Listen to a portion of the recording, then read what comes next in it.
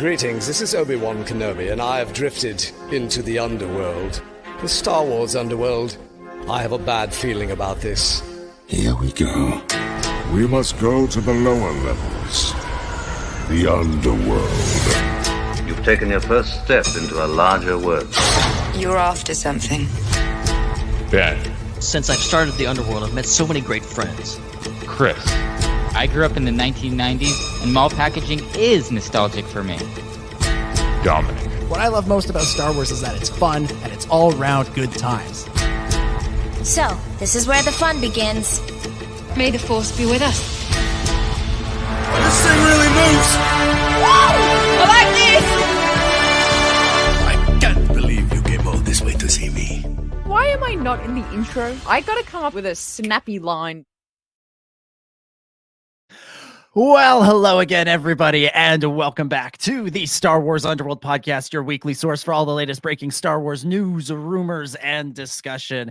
And this week, we are celebrating the 25th... No, sorry, that can't be right. Ben, I think there's a typo in the name of the show and all the show notes here. This says we're celebrating the 25th anniversary of the prequel trilogy. That's just wrong. That's wrong. It's got to be the 15th, right? That's what it is. We're celebrating. Yeah, you're right. I'm so sorry. I forgot. Yeah. That the total misunderstanding there. I apologize. 25 years of the prequel trilogy of the Phantom Menace, to be specific. And we'll be talking about all the amazing reveals from Empire Magazine after we I'm gonna say you guys correctly predicted this last week. We were guessing at what the Empire Magazine reveal would be. And you guys kind of nailed it. Sadly, no Star Wars vacuum cleaners. That was the announcement I was holding out. Hopefully, was the Ewan McGregor endorsement of the Star Wars vacuum cleaners. So we'll be talking about everything from Empire Magazine with the 25 years of the prequel trilogy, including the Phantom Menace going back to theaters again. We'll also be looking ahead at upcoming projects like Andor Season 2 and The Mandalorian and Grogu. And we'll have a classic edition of Ask the SWU. All this and so much more. First, though, introductions are in order in case you're new to the show or you've forgotten who we are. That can happen. My name is Dominic Jones, and with me, as always, he's the founder of the Star Wars Underworld. It's Ben Hart, the Star Wars guy. How's it going, everybody? I wore a hat tonight to show how much I am excited about the Super Bowl, and it's a baseball hat. So. Sports. Hey, good on you. Good on you. Sports. Yay! Wait, sorry. Sports ball. You're showing your excitement for the Super Bowl by wearing a hat? Explain. Yes. Explain yourself. Yeah, a baseball That's hat. Also the Super Bowl. That's all you need, right? Was last weekend. Like it's over. It's in the past. They won. It's still going on in my heart. Somebody won something, and then they got a trophy or something. I don't know. It was exciting. Also with us, as always, from the Raeside, it's Hannah Raeside. G'day there. And last week was the very first game. I was about to say episode. Oh my God.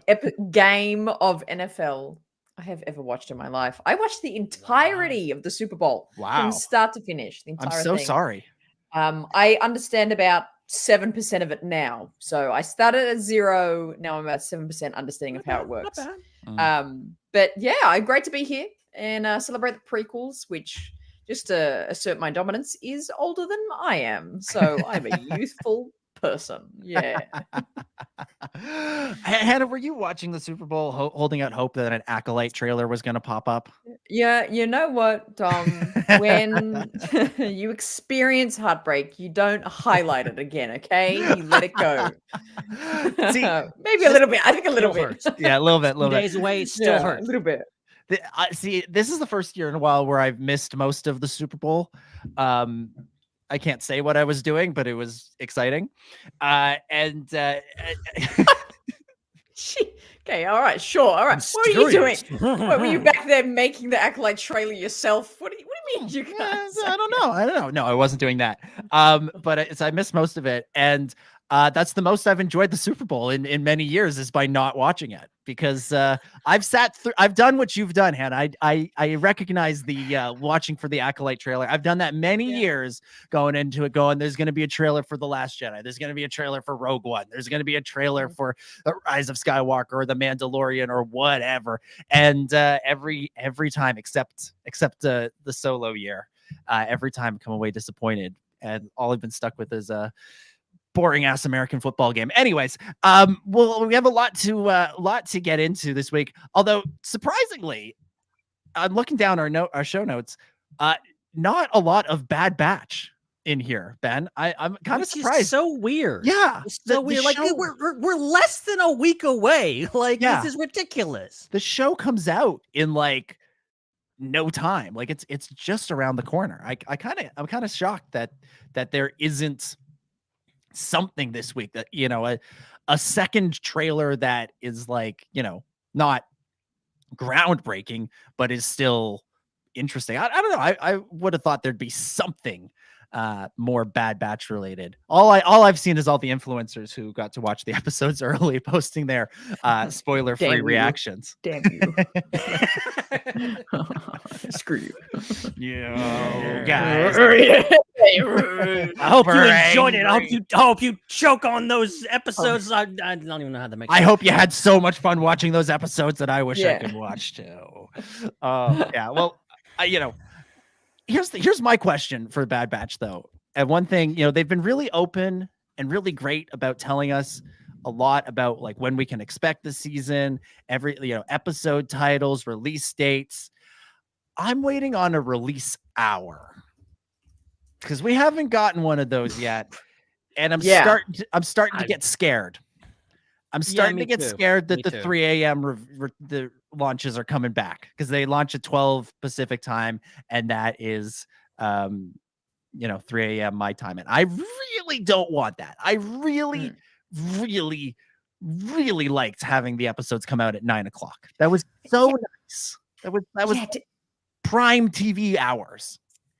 Yeah, I don't know if I mentioned this last live. I think I went on a rant about this literally last week, about how it's not just the fact that it's like, oh, it's easier to watch for people. They don't get that tired, but it's just the energy that can be shared in that night is just so much more available, instead of this weird, some people will be tired and watch it at the time, and then some will have to stay off the internet for like until they get off work, and some will do it in the morning, some will do it the next night. Instead of that awkwardness, like, it was so much better, and we only felt it with Ahsoka that we could experience it all together at night time. So yeah, totally agree with you. I feel for you guys if it is that later one. Yeah, I'm hoping it's the standard, but I also I know there's other shows, like Marvel shows, have come out since Ahsoka. I don't know when they premiered, so like I'm curious, is that the standard, or is it just and they've just a one-time thing? They've always treated the animated stuff slightly different with Star Wars. Like, the animated stuff always gets like a different level of treatment, and so I don't know. I hope that that sometime between now and Wednesday they go, hey, guess what? It's dropping at 9 o'clock instead of 3 a.m. But we shall see. We shall see. Chris is not with us yet. Hopefully he will join us later in the show to break down this stuff, but we're going to push forward for the time being. Of course, we want to remind you to punch the subscribe button, Chewy. Punch it in the face.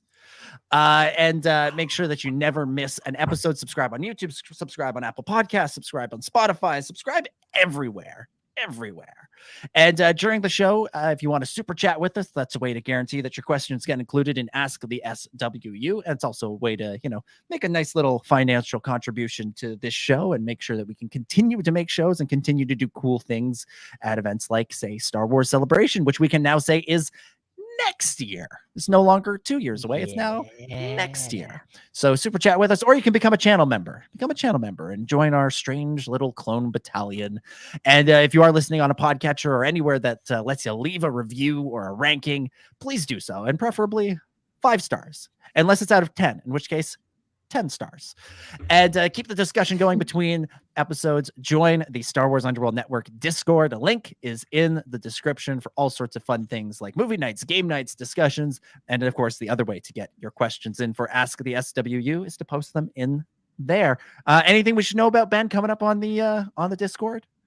I believe we will be playing tomorrow night on game night on the Discord, which is 9 p.m. Eastern. In the game section of the Discord, go scroll all the way down, and we will be playing Overwatch. Or I think Overwatch 2, which I've never played before. So I'm going in blind. So if you want to come see me suck at Overwatch 2, now's your chance. Overwatch 2, Attack of the Clones. Also, as always, we want to remind you to check out all the great shows on the Star Wars Underworld Network. This includes the Raeside, Ion Cannon, Tales from Beyond the Galaxy, Tractor Beam, and more. The Raeside and Tales from Beyond the Galaxy are on their own YouTube channels, always posting cool and good stuff. Ion Cannon and Tractor Beam are on this channel on Mondays and Wednesdays, respectively. You can also find episodes on Spotify. All right, let's get into things. We will start with that amazing Empire Magazine reveal. We got some sweet covers celebrating 25 years of prequels with the villains and the heroes, and a really cool one with a whole bunch of action figures. But the big news is that The Phantom Menace is coming back to theaters the May 4th weekend, so May 3rd, 2024, for a special 25th anniversary screening, or not even screening, just run in theaters. There's a great new poster out for it. Ben, let's go right to you. What do you think? Phantom Menace is coming back. How excited are you? I mean, it's Star Wars on a big screen in a giant room. I get to watch it with other people. You can't go wrong with that, really. And it's on May 4th. I mean, come on. Like, this is great. And it has been a long time. I have talked about it before. I missed Phantom Menace in the theaters in 1999. Did not see it in this first run. So I was delighted. I was super pumped to see it. What year was that? I don't even know. Like 2011 when the 3D. 3D. 2012. It was 2012. Yeah. What? I cannot believe how much happened that year. Oh, was it so May? Much. I guess we got the 3D release, and then October happened. The whole thing. Like weirdly, it was like in February. Like it was really strange. Oh, you're right. Yeah. Oh my god. Really, really strange. Yeah. So speaking of the Phantom Menace, I just wanted to highlight something. The 3D re-release. I just want to highlight something from the display behind me in the studio. So I might have to open it up. I have here my Phantom Menace 3D commemorative hockey puck from Star Wars Night at the Tampa Bay Lightning, which I did not attend. I paid way too much for this at Star Wars Celebration later that year. That's so good. Yeah, that was apparently February 16th. Almost exactly 12 years ago today. That was Star Wars Night at Tampa Bay Lightning. There you go. It is nuts. Sorry, crazy. Continue, Ben. No, I'm just very happy. I'm glad that I'll get to see it in 2D now. I get to see it in 2D on a big screen. I'm crazy about that. I'm slowly ticking them off, like all the original 6 movies that I've seen in theaters. Like I've got a chance to see Return of the Jedi last year, which was great. I've seen all the prequels in theaters. Now I just got Empire and A New Hope that I actually haven't seen in a proper theater yet. So it keeps going. I'm hoping for like the 40th, or we're coming up on probably the 50th anniversary of A New Hope, guys. It's getting wild. We're gonna get some wild re-releases. I hope they keep this going because we got Return of the Jedi last year, Phantom Menace this year. Just keep it going. Keep it going. Mm-hmm. Mm-hmm. Hannah, how are you feeling about Phantom Menace coming back to theaters? So freaking good. So good. I am so excited. I think it's just a good move. I totally agree. I hope they continue this pattern. Mm-hmm. What do we have next? Because next year will be the Revenge of the Sith 2020. My brain's the 20th anniversary of Revenge of the Sith and 10th anniversary of The Force Awakens. Yes, re-release. There you go. Boom. Yeah, there you go. And so and we'll have Star Wars Celebration as well. kind of in and around like, well, that's in April, and then celebrate, May the 4th. Like, I feel like there's room in there next year to keep it going with Revenge of the Sith. And I mean, just from like a critical point of view, I'm like, I think Revenge of the Sith has like such a massive draw of just general audiences as well. Right. So that'd be massive. But yeah, Phantom Menace, such like a nostalgic favorite for me. So I'm just so stoked with these news. It's just, I'm gonna live out my dreams. It's so good. Love it. Yeah, I can't wait to. Like, I remember the Phantom Menace 3D re-release as well, and I remember going to that on opening night, like midnight screening, being like so friggin' ready, like so excited, thinking this was going to be like the special edition re-releases, because I heard all the stories from like 97 of what those were like, and going, and it was like me and 20 other people. It was a very underwhelming experience. It was fun. Phantom Menace is a fun movie, and I liked it, seeing it in 3D, and I hope that there is an opportunity to see it in 3D again as part of this re-release.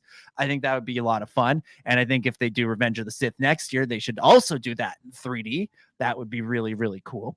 But even just seeing the movie again in 2D would be, is going to be a lot of fun. And really, like, seeing Star Wars in a theater with an excited audience, there's nothing better than that. There really isn't. I think about like all of those opening nights we went to for the sequel trilogy and Rogue One and Solo and everything, like when people were hyped. And the difference between now and 12 years ago, when they did this last time with the Phantom Menace, is that a lot of people have come around on the Phantom Menace. Back in 2012, it was the thing to do was still to hate on the prequels, and now things have turned a corner on that. And I feel like I feel like that experience I was looking for in 2012 gonna get this go around in 2024, which I'm really, really excited about. And like, again, like just seeing Star Wars with an excited audience is cool. Couple weeks ago, there's a little independent theater near me and they did a special screening of A New Hope. They did for National Popcorn Day. They did a special screening of what they said was the ultimate popcorn movie, just Star Wars. And this thing sold out. So it was a packed house for this movie that, as you point out, Ben, is almost 50 years old, and that everybody in there had seen at least once, if not multiple times. And like, it was a rockin' audience. Like, everybody was excited.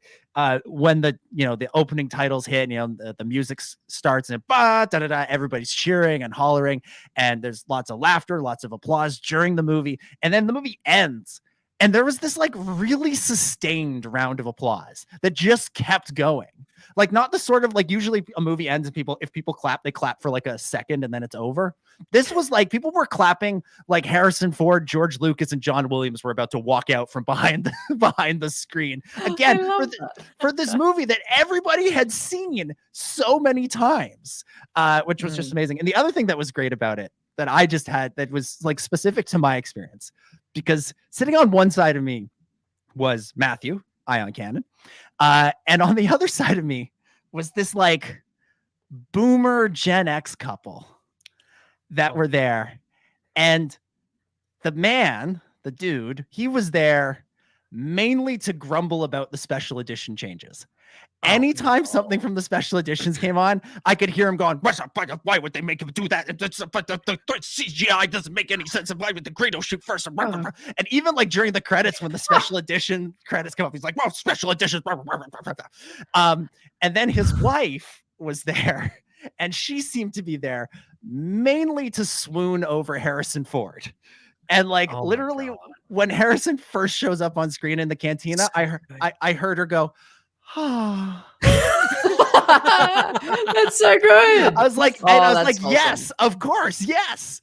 So it was terrific. So like, just for the experience of seeing it with other people and getting like their reactions to it, I'm all in for this. This is going to be so much fun later this year in a couple of months, and hopefully, like you said, this continues, because we had Empire. They got a really sort of like limited re-release in theaters in 2020. I remember in the summer of 2020, there was like a small window there where movie theaters were open here, and you could go and see it with like total 20 other people, and that was considered a sellout. And then of course Return of the Jedi last year, which was just a lot of fun to see in the theaters. I just love that experience. I love because these movies, so many of them grow up, and I watch them by myself. On rare occasions I would watch them with my family. You don't have a reference point. I love going to the theater and hearing people laugh and talk about it and say things and I'm like, oh yeah, that moment where Han says that thing really is funny. Because I just you don't think about it because it's just so ingrained in my memory. I'm just like, oh yeah, this is funny. And then on top of that, just seeing it on a big screen, watching the speeder bike chase in Return of the Jedi, blew my mind. It genuinely oh my god, I've seen this scene 1,000 times. I've never seen it like this. So watching stuff like that, the pod race, Duel of Fates, that stuff is that those scenes are born and bred to be on a big screen. That's what they were made to be watched on. Absolutely. Oh yeah, 100%. And obviously we're getting Phantom Menace this year. We've been talking we're going to get Revenge of the Sith next year. The other one, we got to get Attack of the Clones back in theaters too. We got to get that movie back in theaters too, because that's the one that's left for me that I still haven't seen in theaters. I've seen all the other ones. Phantom Menace, there's 3D re-releases. Revenge of the Sith was the first one I saw as a kid. New Hope, like I was saying, I saw it a couple of weeks ago. Jedi, we saw last year. Empire back in 2020. And of course, all the new ones. Attack of the Clones is the one that is just it's just hanging out there where I haven't seen it in theaters. I wanted to try and see it in 3D at one of the celebrations. I think it was Celebration Germany. And I remember being in line with Kieran and we were this close, but we got shut out because it was packed. It was full. But we waited in line for an hour and then we were shut out. Because it was another one of those classic celebrations where they didn't have a big enough theater for stuff. We got shut out. So we got to find, we kind of Attack the Clones should have gotten a re-release in 2022 for its 20th anniversary, but we got to find a year. Got to find a year to get that one back in theaters too. And all of them in 3D. The 3D conversions exist. Just do some 3D screenings. You don't have it doesn't have to all be in 3D. I know a lot of people would rather see it in 2D. Fair enough. But I'd like to see it in 3D. I know a bunch of other people would like to see it in 3D. So put it in 3D and just give us some options to see it that way. And I remember going to the theater and there was options. There was, you want to see it in standard, you want to see it in IMAX, you want to see it IMAX 3D. We would go out on opening weekend and see the movie multiple. Oh yeah, we got to see it in 3D now. We saw it in IMAX last night. It's this checklist. Just do both versions. They're gonna all do good. Yeah, exactly. Exactly. Absolutely. Now, the big question about any Phantom Menace re-release, and I'm sorry that Chris isn't here yet to bring this up yet, but will the toys be in that nostalgic mall packaging? I think I bloody hope so. I hope we get a just still talking about the movie experience. Let's get some movie popcorn buckets with the mall, that mall style. Like the Dune popcorn bucket. That's exactly. Yes, but it's the Sarlacc pit instead. Well, but it's on Tatooine, I guess. The goober fish. The goober fish. It's the goober fish. And when you go in and you're like, oh, they're like, what size popcorn do you want? You're like, oh, I'll have a large. They'll be like, you sure you want a large? Because there's always a bigger fish, and they can offer you an extra large. Exactly. And all the different types, I forget the names of the fish, but it's the small bucket is the small fish. Yeah, the medium one is the biggest one is and that's great. A drink cup that is in the shape of Jar Jar, where his tongue is the straw. There you go. Do it. Yeah. And done. the Cineplex, somebody. See, and they need to bring back the old ones too, because I saw one floating around the line, and there was the one where it was a drink topper, but it was Darth Maul, and it was Darth Maul's top half. And someone was like, "Oh my god, this is a spoiler! They were spoiling the movie that Darth Maul was going to get cut in half." That's so good. Be amazing. Do you think when they release this thing, when there's they're having the celebration, the screenings for it, should they do some kind of special preview for all the other Star Wars that has come out since then, like and like tease the things that are coming down the line, like Acolyte. And I mean, like seriously though, this is the perfect primer for the Acolyte. This is the perfect. Yeah. Like, this is the movie that, like, okay, let's get you back into that prequel mood. Let's get you back into this era, and then yes, hell yes, put the Acolyte trailer, premiere it in front of the Phantom Menace. They have a perfect opportunity. Yes. They did it. It's funny. What was it? Phantom Menace that we got? There was a Clone Wars teaser, I think, in front of There Phantom was. Menace 3D. Yeah, that was amazing. In some screenings, there wasn't for mine, but there were for some.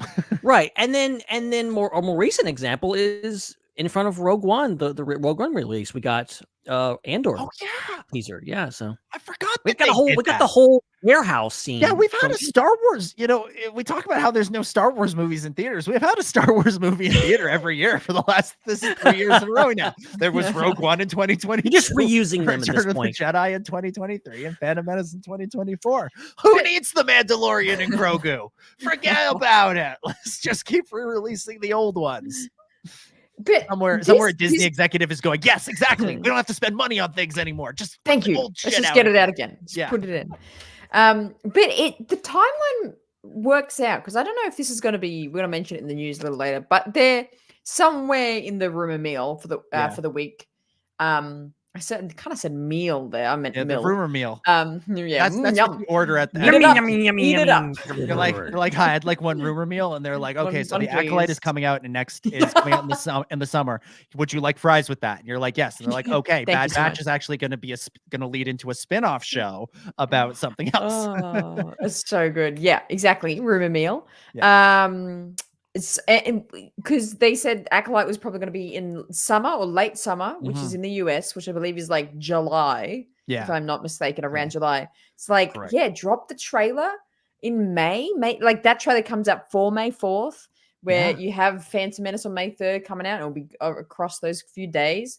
Yeah. Put it in theaters. Put it as the post-credit scene, like how we had that Book of Boba Fett random post-credit scene at the end of season 2. It works out. It's a perfect timing of a trailer. So they got to do it. I love this now. I love it. So season 3 of Bad Batch, if I'm not mistaken, airs on May 1st.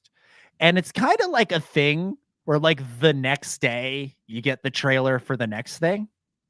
So May 2nd, you drop the Acolyte trailer and say, hey, guess what? Not only can you watch this on YouTube right now, but starting tomorrow, May 3rd, and for forever and ever afterwards, as long as Phantom Menace is in theater, you can see it on the big screen. That would honestly, that'd be sick. Like, do it. That'd be really, really fun. Because that's like a good, I think a lot of people are chatting, people be talking about the Bad Batch finale and going, oh, wow, what a great show we've just had. And then the next day, exactly what you just said. You go into the theaters, you're talking about Acolyte. Oh, there's another show coming up. Oh, let's talk about, like, it's just going to be a good marketing week for Star Wars if they do it right, I think. Yeah. Because I think it's like celebration without the convention. Just with all the literally. Yeah. I think Lucasfilm would be wise to like try to set this up because Acolyte, as someone pointed out on this podcast a few weeks ago, like it's an anomaly outside of what we've gotten previously with so many shows have been set either, after the original trilogy or after the original trilogy. And now we're getting the show that is far removed from everything we've known.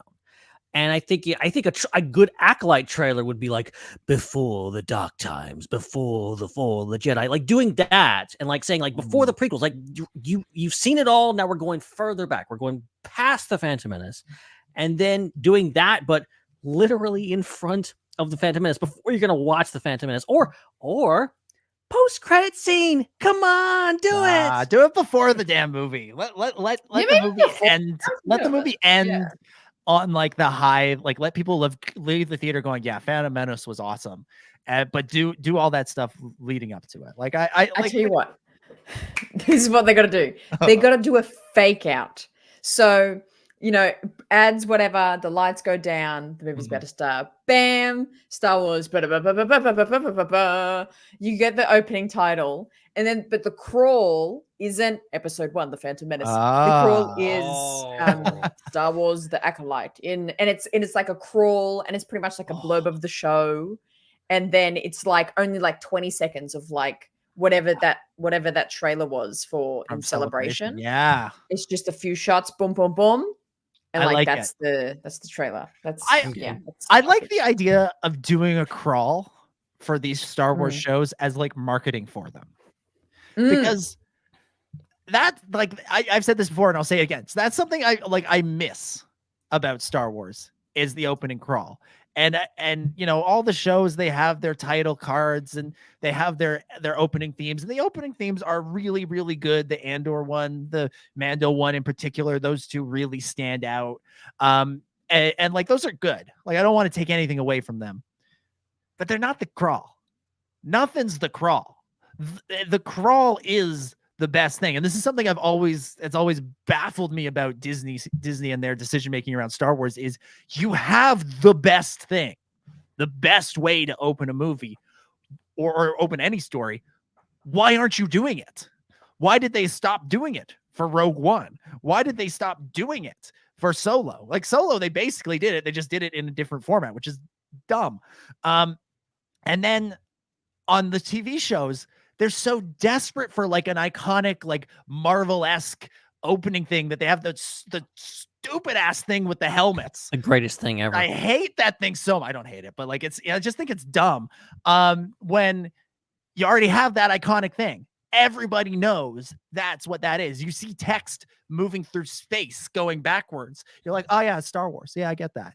So why are you like running away from that? Why are you hiding from that? And why are you not using that like you know, the classic Star Wars theme more? Instead, you have the thing with the helmets. That is, again, just like, I don't know. I think Ahsoka had the right idea of just like, yeah, let's start the first episode with a crawl. Like, not every episode needs a crawl, but like, the first episode things. But then it's still not the crawl. Yeah, it should go backwards into space, not up the screen, and it should have the John Williams theme, not whatever good thing that Kevin Kiner and it seems that Star Wars is doing all the things that like a non-Star Wars movie would do. Yeah, but because they can't use the crawl because it would be copyright infringement. Yeah. So, but it's not for Star Wars. They could just use the crawl. Use the crawl. That's all I'm saying. What about just a very fast crawl, just a zoom, and just like you gotta pause it to read it. Read it really fast. Was it one of the Family Guy things, or maybe it's in Fanboys, that there's like a random fourth paragraph that gets added when it's like almost mostly gone? I don't know. It's one of the like Star Wars parodies or comics. Sounds like a Family Guy or Robot Chicken sketch. Or maybe it's Spaceballs. I don't know. I can't remember. It's one of those. There's just like a random fourth paragraph that comes in late.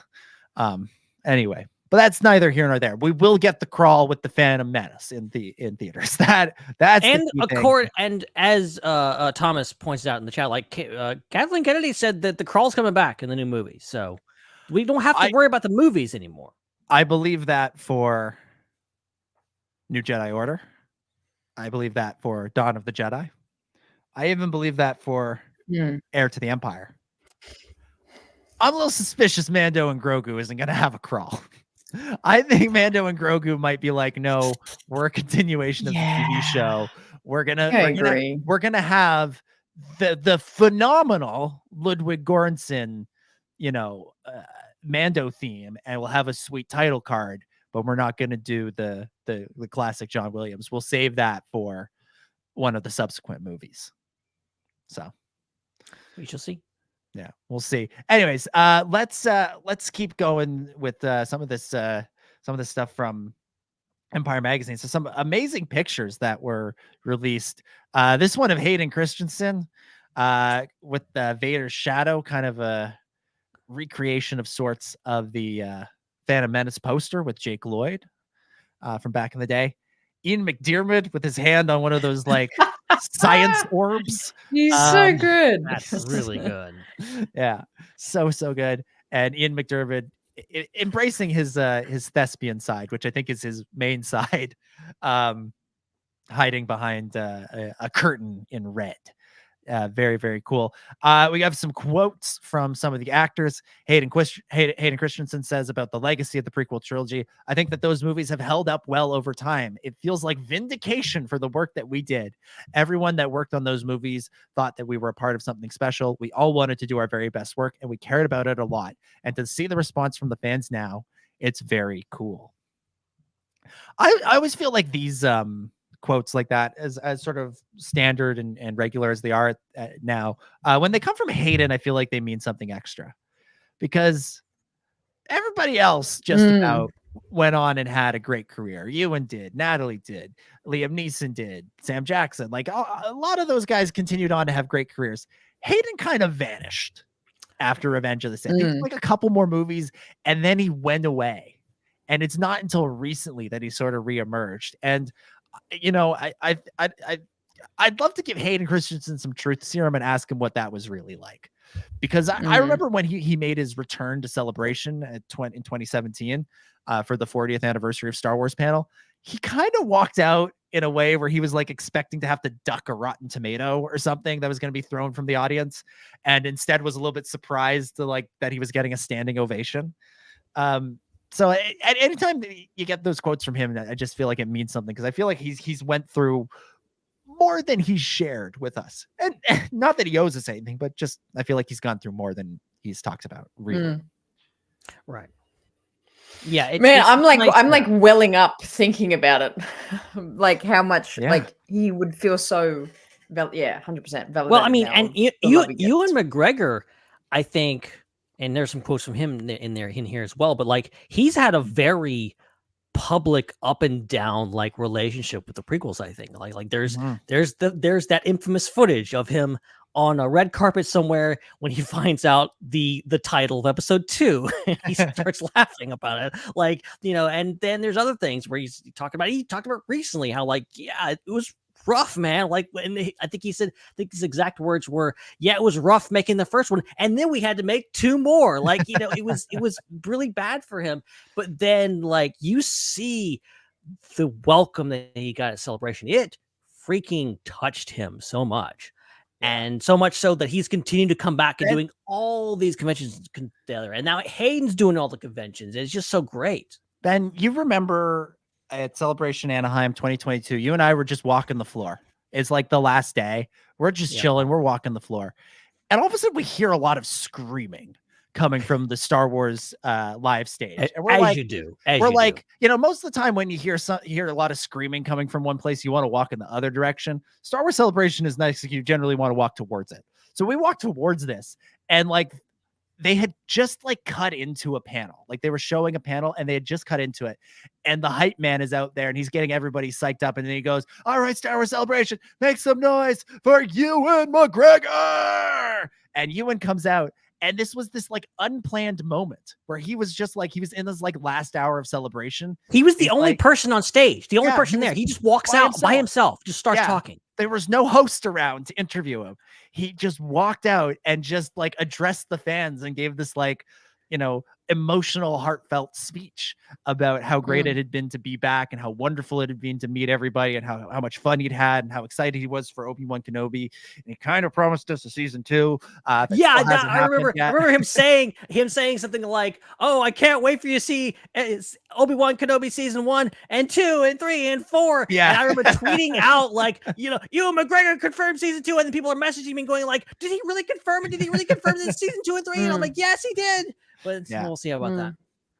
It was amazing. And yeah, you could see the like genuine like emotion from this guy of like, wow, what an experience to be back. And now whenever you see Ewan out and about doing stuff, he's in like he's embraced it. He's embraced being Obi-Wan Kenobi.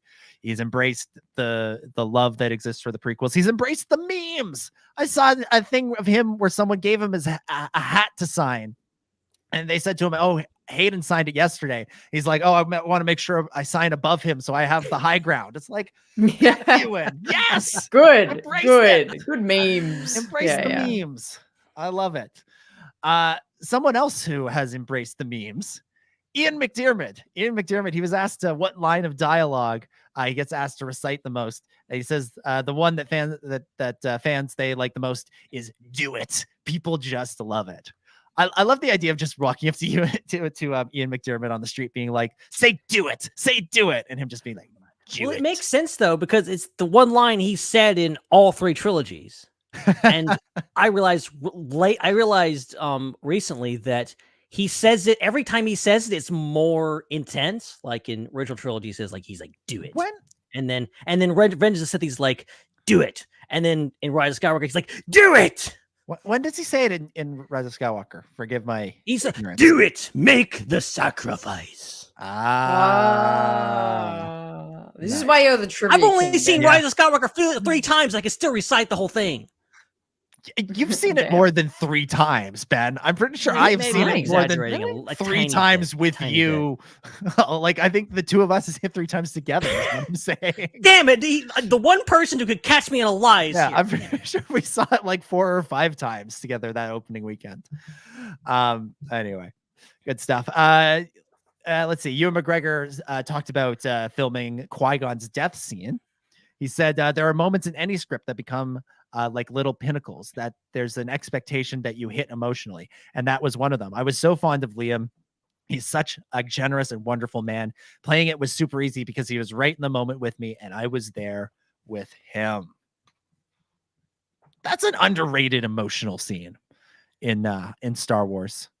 Like that one really hits. It's like it's up there. It's also like the whole thing with the classic Jedi. Like, there's no emotion, all this kind of stuff. We don't feel anything. We're robots.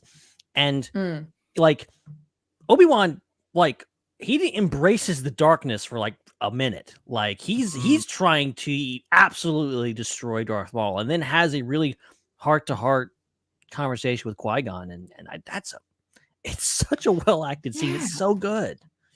I think it's overshadowed maybe just because there's so many elements in the movie that you're thinking about Anakin and the Battle of Naboo and Padme, what's happening there. But yeah, totally. I think this scene, and kind of connected to it, the scene then Obi-Wan has at the end of the movie with Yoda, is just so interesting. And I totally agree. Underrated scenes and kind of plot point of. I mean, it's notable. People know, obviously. Yeah. But it's even so, it's like, it's underrated. Like, it's just such a well done scene. 100%. Yeah. I'm still not used to this all.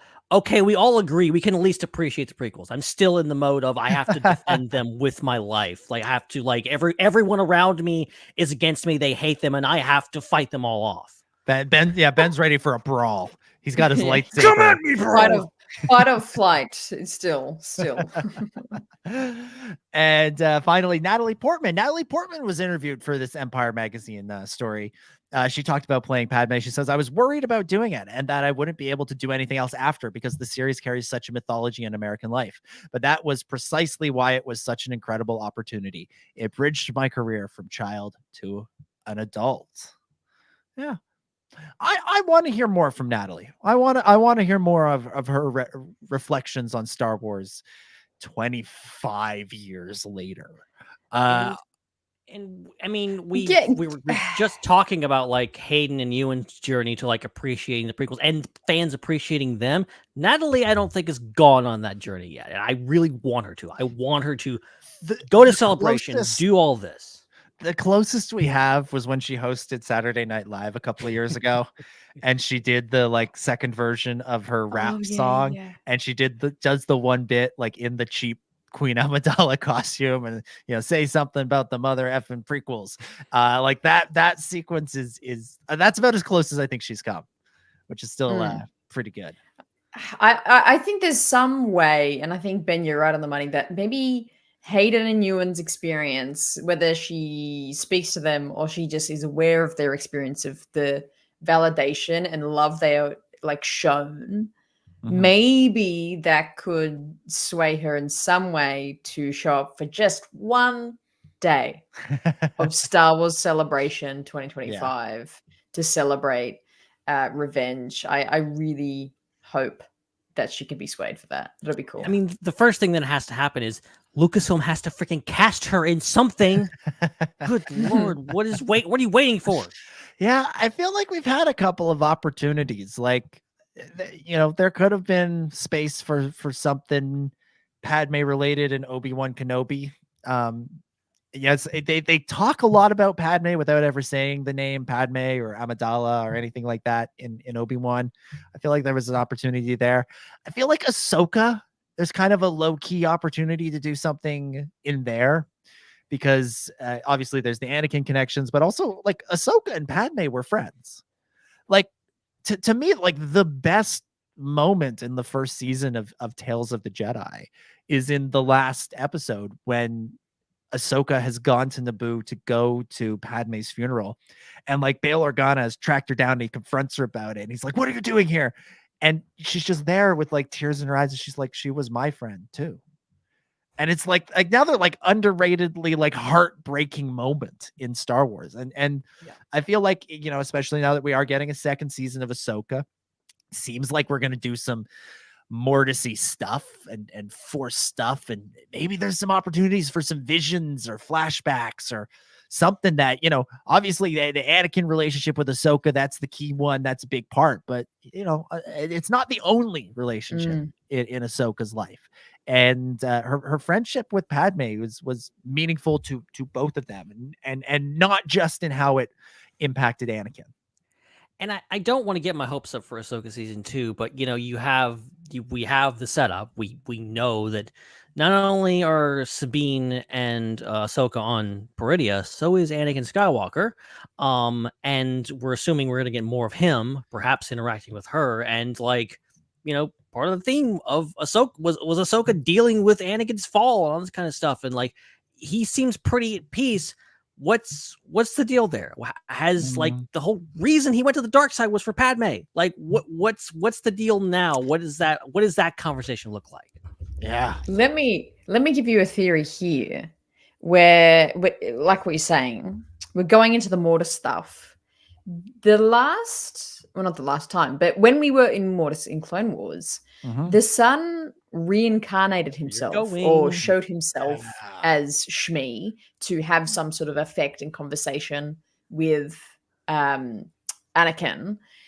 Maybe the daughter or some sort of character reincarnates themselves as Padme to talk to Ahsoka about some lesson about Anakin or something. I don't know. But that's just wishful thinking. But there's opportunity there. I think that'd be great. Like, I think that's just what we're getting at is there's opportunity here to, you know, the character's dead, they're not coming back, but there's an opportunity here to do something interesting, to find a way to bring back the actor and bring back the character and continue this character's legacy in one way or another. Because this, like, of all the Star Wars main characters of the original 6 movies of George Lucas's saga, Padme has had by far the least amount of exploration.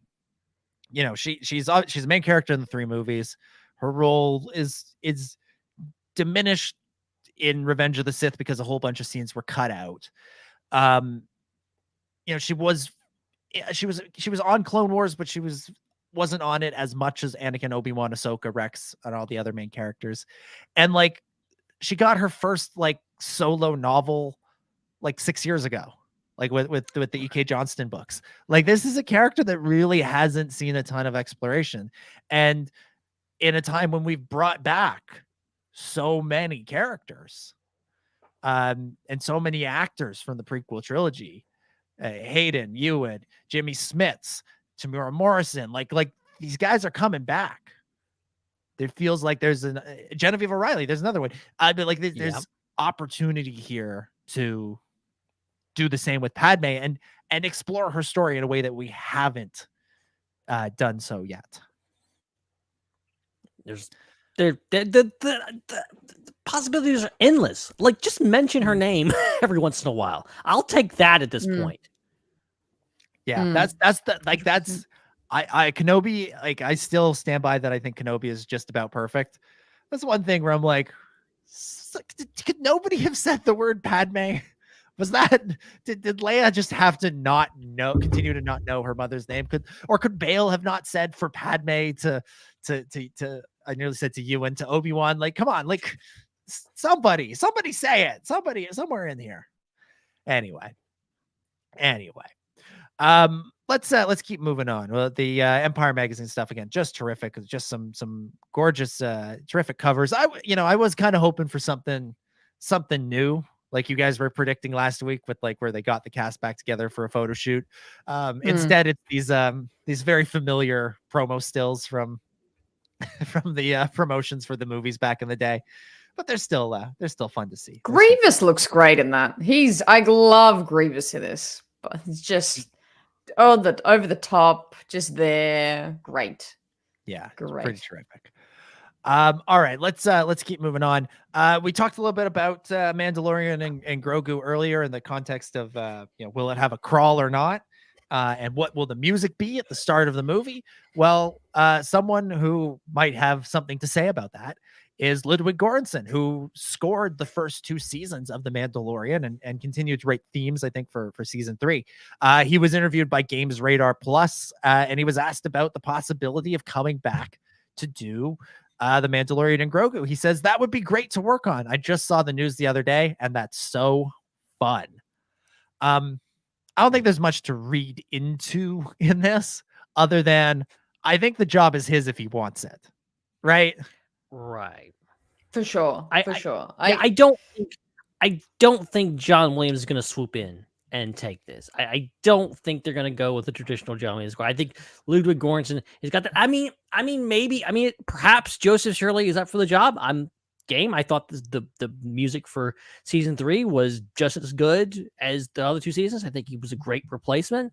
But like I think Ludwig, being the big movie guy that he is, working on so many movies recently, most recently Oppenheimer. Yeah, I was gonna say he's up for an Oscar this year, isn't he? Yeah, continuing to be the Oscar winner that he is. He's probably could easily win that. So like I think he's the natural choice, obviously. Yeah. But we'll see as the things continue on, and we inch ever closer to the release of The Mandalorian and Grogu, probably in 2026. Also, we can look ahead to something to look ahead to next year is Andor season 2. Diego Luna confirmed this week that filming has wrapped. And presumably not just for him, not just for Cassian, because he is also an executive producer on the show. So I think he's talking about the whole production when he said on Instagram, "Today is the last day of filming Andor. I could not be more thankful to the entire crew for this amazing experience and the years of hard work. More than 700 people have worked on this production, and it's impossible to say goodbye and thank you to everyone individually, which is why I write here, thank you for the love and the wonderful experience. See you soon." There you go. Andor is in the books. It's just so crazy to me that Andor is like the most worked on, like highest budget thing of Star Wars. Like, I don't know. It just feels random. It feels a random project for it to be this massive project for Lucasfilm. Yeah. But sure, fair enough. Good on him. I feel like there's an element with Andor of it's taking the place of a movie. And I don't mean that like in the like release schedule or anything like that, but like in the sense that like I think Lucasfilm wanted to maintain their relationships with Pinewood Studios in the UK and all of those like production houses over there that they've worked with on the sequels and on Rogue One and Solo.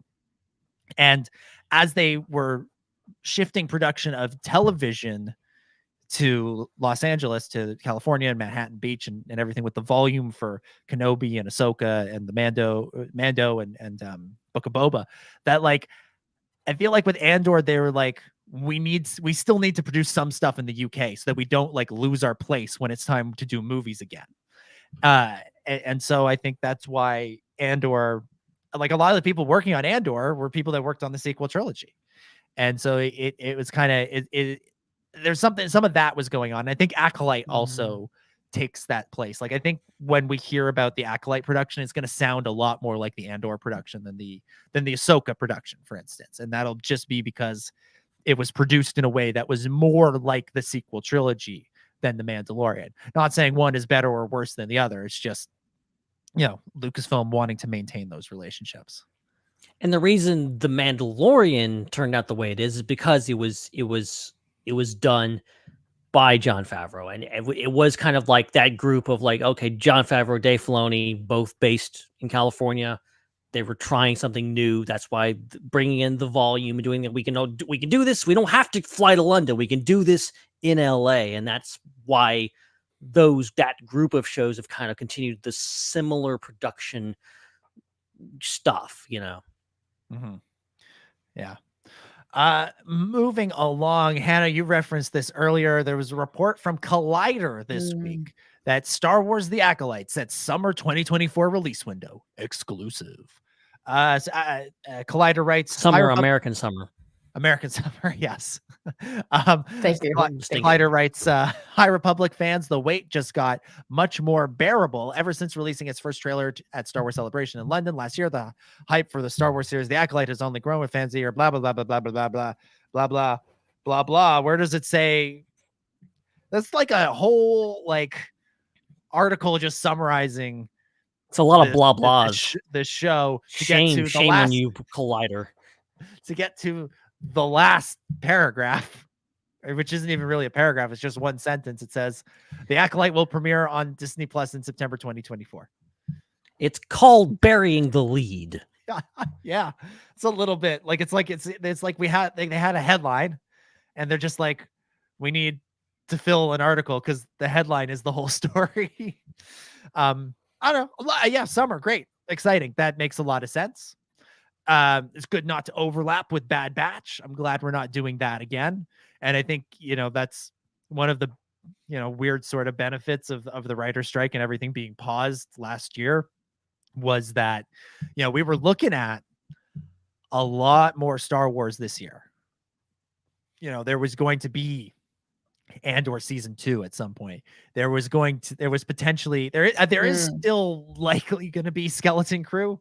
That might have been more end of last year, but there was a version of 2024 in which things might have overlapped the way they did in 2023, because we got a lot of stuff in 2023 and 2022 for that matter.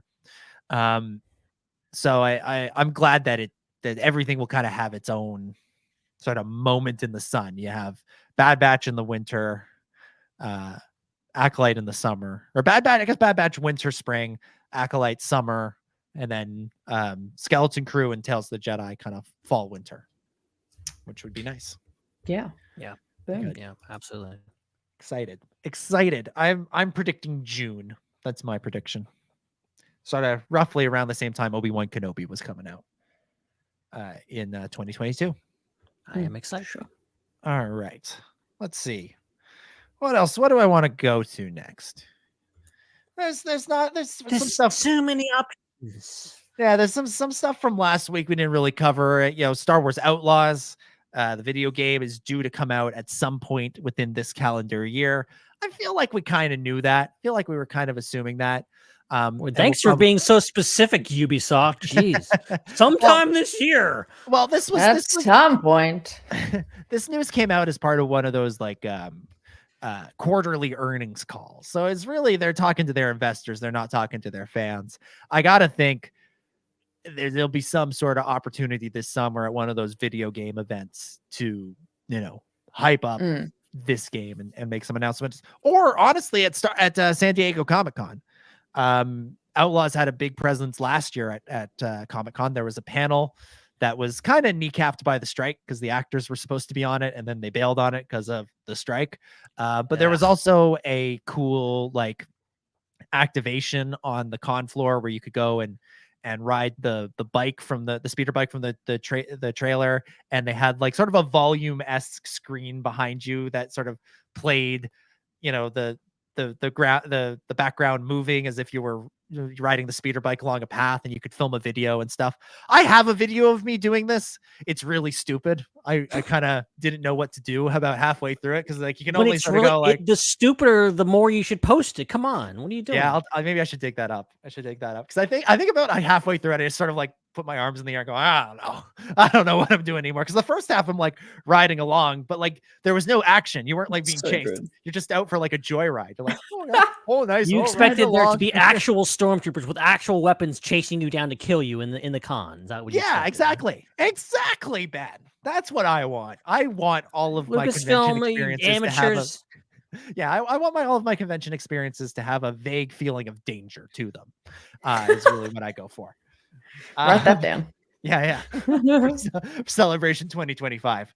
The IHOP party is going to be intense. It's basically going to be the Hunger Games. Essentially. So yeah, that's exciting. There's some little teases for Andor season 2 from Stellan Skarsgård. He's just basically saying how great it is. Here's something that's interesting. Okay, we talked a little bit about Ewan McGregor already. He made an appearance alongside Hayden Christensen at MegaCon in Orlando, and they asked him about Obi-Wan Kenobi and the evolution of that series and the potential future for it. He said there was originally going to be a movie, and I've often thought, should it have been a movie? But I kind of think that it's great that they did it that way as a show. It's a longer story, and hopefully it's more satisfying as a result. We got more time to weave a story. Let's hope they do another one. Can everyone write to Disney? He's really banging this drum. Yeah, really. Ewan holding out hope for a second season of Kenobi. I'm surprised there has not been an announcement of a second season of Kenobi. It felt like there was momentum for it leading into season 1. It felt like there's a reality in which season 1 ends and 2 weeks later, like, guess what? Season 2 is in development now.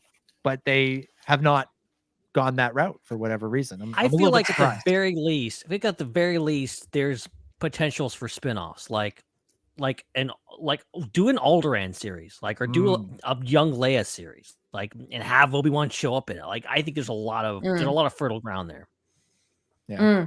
I'm so surprised by this, the fact that there just hasn't been any movement as well.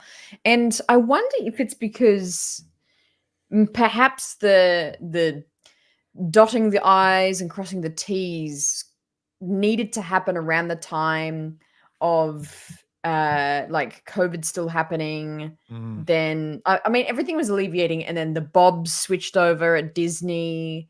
Dave Bob was switch. about to get Bob switch, the great Bob switch of 2022 or whatever that was. Yeah.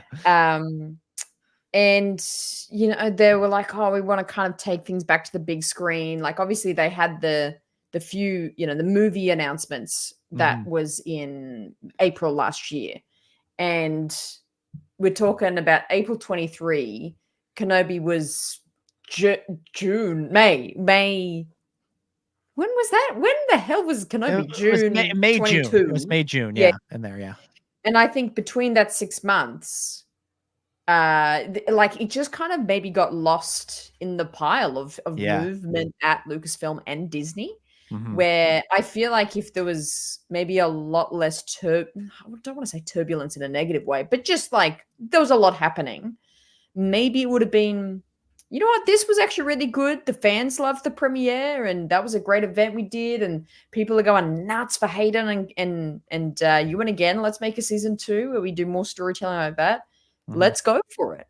So maybe that conversation that just needed to happen just got lost in the mix. That's my theory of it, because it didn't feel like they were like, no. It feels like they've forgotten about it. It doesn't, if that makes sense. I don't know what evidence I have to go on that, but it's just it's not that they've said no, it's that they've forgotten that they did that. They're like, oh, you go up like an interview or ask Kathleen Kennedy, so season 2 of Obi-Wan Kenobi. What? Obi-Wan Kenobi? What are you talking about? We did an Obi-Wan series? That. Nobody told me. Yeah. It feels like that. It feels like that. I think you're onto it, Hannah, with the Bob switchover. I think that's a big part of it, because Chapek's thing was Disney Plus above everything else. And I think if he were still around, maybe we'd have a second season of Kenobi. Maybe we'd have a second season of Book of Boba. Maybe we'd have 2 more shows in the Mandoverse, and the idea of a finale event would still be 7-10 years down the line. And yet Iger's thing is he wants to go back to cinemas. He sees the success of Barbenheimer and you know, other movies like that, and he's just seeing dollar signs in his eyes. And he remembers making $2 billion on The Force Awakens and even more on Avengers Endgame. And he's like, let's get back to that.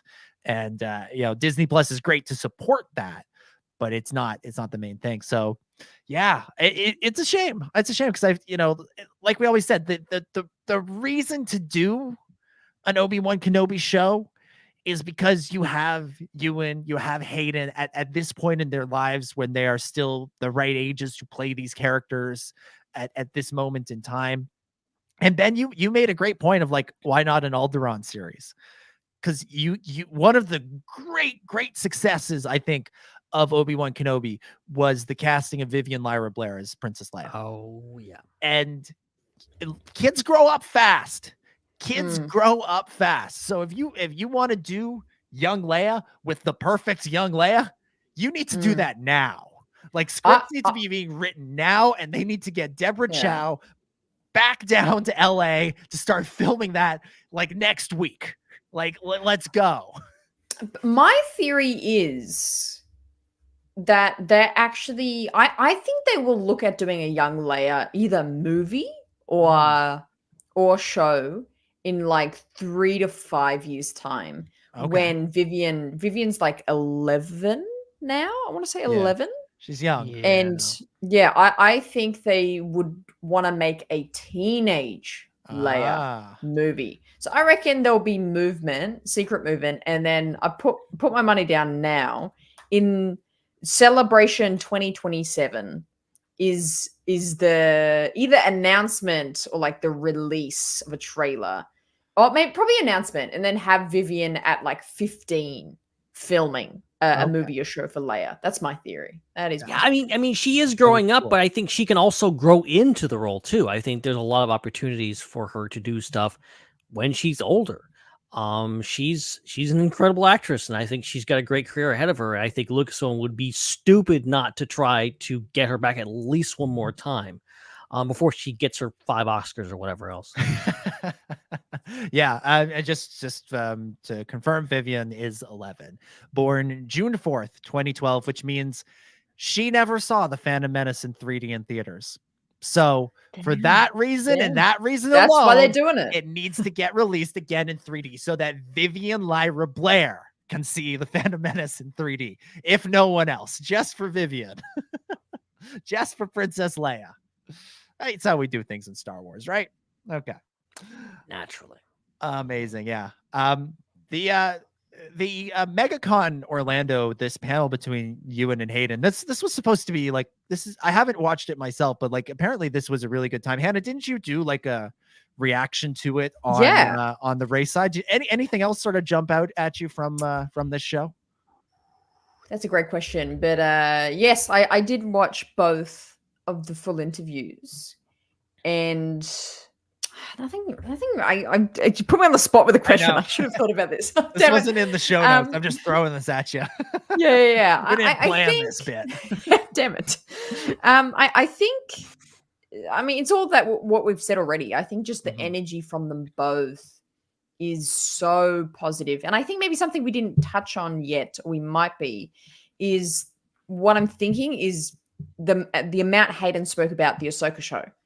And how much he really connected and loved. It wasn't just it was great to be back. Haha. Like it wasn't just the classic. Like he really answered in-depth questions, and he spoke. I think again on the rumor mill, that, he would be back for a season 2.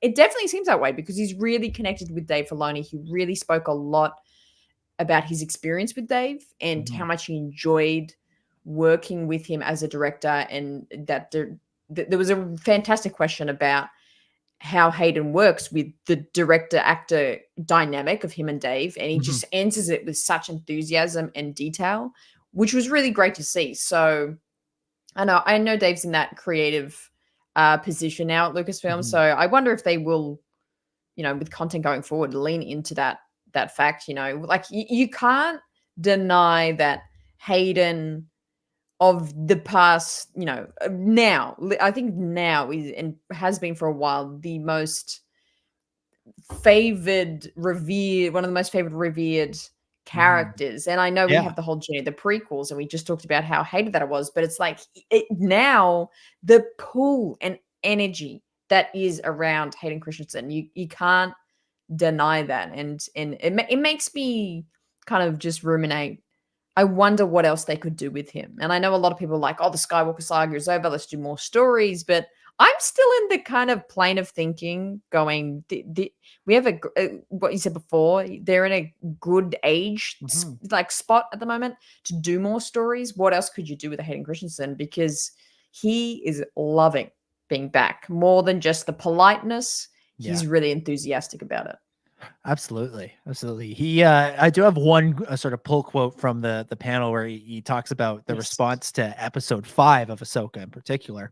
He says, the response has been really nice. I get people coming up to me on the streets just saying, Ahsoka episode 5. And I go, I know, me too. But yeah, all the praise should be directed towards Dave Filoni. There's Hayden being so modest and Canadian there. He should take a little bit more. That's so true. Should take a little bit more credit, be a little bit more of a spotlight hog there. But well, and like just to go back to what we were saying earlier about like the reaction to the prequels and everything. I'm sure for a lot of years, people were shouting not that nice things at him, like "Hey, wooden dialogue," and stuff at him over the years, or saying "I don't like sand" in kind of like a mean way instead of a silly way, the way people do now. So to have people like coming up to him on the street going like, "Dude, that was awesome," has got to feel pretty good. In comparison. Yeah, that's great. For sure. All right. Let's get to Ask the SWU. Let's this is the part of the show where we answer the questions of our listeners. We've got a whole bunch of questions from our Discord. We've got a couple of super chats that we'll get to. We'll start with one that's kind of a follow-up to last week. Last week, Kajira posted in the Ask the SW section of the Discord about like planning for Celebration Japan, and there aren't IHOPs in Japan, but there's sort of equivalents. And we made some jokes about how Hannah and I were gonna fight in the parking lot about Mandalorian, Mandalorian season 3, and things like that. We made some jokes with that, and Ben said he was gonna go in there and start hopping, and do things like that. Kajira comes back with a response here. She says, ha ha ha, your guys' response to my comment. Well, in Japan, there's really no parking lots at all since everything is so compact and accessible. Every place is a few walks away. If there is a fight, and I just hope to the Mortis gods not, cops will come and you may get charged. Japan is relatively safe, but just don't do anything that will get you a deportation. We're guests in Japan, and customer service is above and beyond, and every place is super clean, even the urban areas, and courtesy and everything. And courtesy is everything. Then she adds this follow-up comment with, no, hopping is definitely not acceptable at a restaurant at all, especially in Japan, where you need to be courteous of others around you, unless it's in the privacy of a karaoke club suite. So that's it. That's the money. Yeah. We're gonna book out a karaoke club suite. That's the answer. And we're gonna spend the whole time. Me and Dom are brawling in the corner. Ben's just hopping in the other corner. Chris is belting out like Jedi rocks to the karaoke. I'm just picturing all of us going out on the town in Tokyo, and Kajira is with us, and she's just like slapping us the entire time. I go to hop in, I hop in the high hop. She just like grabs me by the ears, like, don't you ever do that again. No, she's sketching us the whole time so that when the cops show up, she can be like, these are the people you're looking for. Yeah. I do not know them, but I have plenty of photo evidence. Oh, I do love the image of we're in a karaoke suite. Chris is standing there in the middle, belting out some Weird Al, just my this here Anakin guy. Hannah, you and we're just slugging it out, brawling in one corner, and in the other corner, there's just Ben, just hopping up and down, just by himself, just vibing, just hopping up and down. Just vibing. Oh, that's great. I do love that image. So we'll have to recreate that in a way that doesn't get us arrested. You know what's just interesting, just talking about our brawl, Dom, is that the one thing that got me meeting you in person You are so freaking tall. You are taller than you like your face looks. Like you don't look like Okay. you would be a tall guy. Sure. You are so tall in person. So I got to think tactically because you've got the higher ground, really. I do. I have the high ground. So I feel like you got to go for my legs, I think is the yeah. Like I'll do a Darth Maul. I'll do I'll maul you. I'll Darth you. You'll Darth me. Cut his legs off. Cut his legs off. It'll be easier to tackle then. It's like the scene in Fanboys where Ray Park plays the Lucasfilm security guard, and he's just like, "It's time for you to get mold, boy." And he takes out the two swords. I think that's basically that movie turned like 25 years old the other day or something. No, it didn't. No, it didn't. It just came out last week. All right. Next up, we'll go with this one from Dr. Hugh. Dr. Hugh says, since The Phantom Menace is being re-released for its 25th anniversary, I was wondering if there's a Star Wars film you have never seen on the big screen and would like to go and watch. For example, I would love to watch a rescreening of A New Hope, especially as I can imagine the Battle of Yavin sequences looking fantastic on a cinema screen. Although I could easily watch it in my own time at home, cinema viewings are always something special, and I would be doing the special editions trailer justice by seeing A New Hope the way it was meant to be seen. Additionally, I do not mind which version of A New Hope I watch on the big screen, for I have been rediscovering my enjoyment of the releases from 1997 onwards, and I proudly have the 2020 DVDs Blu-ray upgrade pending. What matters to me most is the sound and picture presentation is a good standard, and the experience is fun and all-round good times. There you go. So I answered part of this earlier when I said Attack of the Clones is the one movie that's left for me to see in the theaters. What about you guys? Are there any left? Ben, you're the old man of the group here. I assume you've seen all of them. No, I think I mentioned it earlier. Because I think the two, I was just thinking about this. The two that I have missed that I have not seen yet is Empire and A New Hope. Okay. So those are the two that I'm missing. Technically I saw the first 5 minutes of A New Hope at Celebration. You were there. I remember that. we stayed around. We watched Revenge of the Sith in 3D, and we're like, nah, we're gonna stay here. We're gonna watch the opening scene of A New Hope just to do it. So I've seen the first 5 minutes of A New Hope, and that's it. Yeah, and then we dipped out and went to the 501st Bash. I remember that. That was great. Exactly. That was great. But I don't know about Hannah's experience. I'm curious about this. Well, I was gonna say only Phantom Menace, but then I realized the whole sequel trilogy exists, and then so I was like, I've seen those. Obviously, I've seen. I saw Rogue and I saw Solo. Yeah. So it'll be the entire original trilogy I have not seen on a big screen. Okay, and you've seen? Did you see Phantom Menace in 3D or no? Yes. Yes. But I'm also forgetting Revenge and Attack of the Clones somehow. I haven't seen that on big screen either. So we'll get there. We'll get there. We've already decided that Revenge is coming out next year. So yes. It's just a matter of Disney of catching up with it. As self-proclaimed marketing pioneers from Lucasfilm, it is going to happen next year. Yeah, absolutely. Yeah, and just on Dr. Hugh's point about like the version of the movie that you see, it so doesn't matter. And like I didn't want to like get into an argument with the guy who was sitting next to me at the A New Hope screening a couple of weeks ago, but like he's like grumbling about it ruins the movie, blah, blah, blah, blah, blah. And I'm like, dude, just as many people have gotten into Star Wars since 1997 when the special editions first came out as did in the time leading up to it, and most of them have seen some version of the special edition, whether it's the special edition itself, the 2004 DVDs, the 2011 Blu-rays, on and on and on. And there is a magic to all Star Wars, but to A New Hope in particular, that just draws you in. It draws you in. And the same can be said again for all the movies, but I really feel it about A New Hope in particular, that it doesn't matter if you have the CGI entrance to Mos Espa. It doesn't matter who shoots first. These things don't actually matter. The magic of the movie exists regardless of the version you watch. Now, you can take what I'm saying there and say, yeah, that's an argument for not changing it. And that's fair enough. That's you're not wrong. But it's also an argument for change it all you want. it doesn't bleep and matter. You can just these movies still connect and resonate with audiences almost 50 years later. It's really incredible. So it doesn't matter. I'm gonna do a question from the chat. That's not a super chat or a Discord, but this one comes from Elliot Dew, who's posted this so many times in the chat that I feel wrong to not answer it at some point.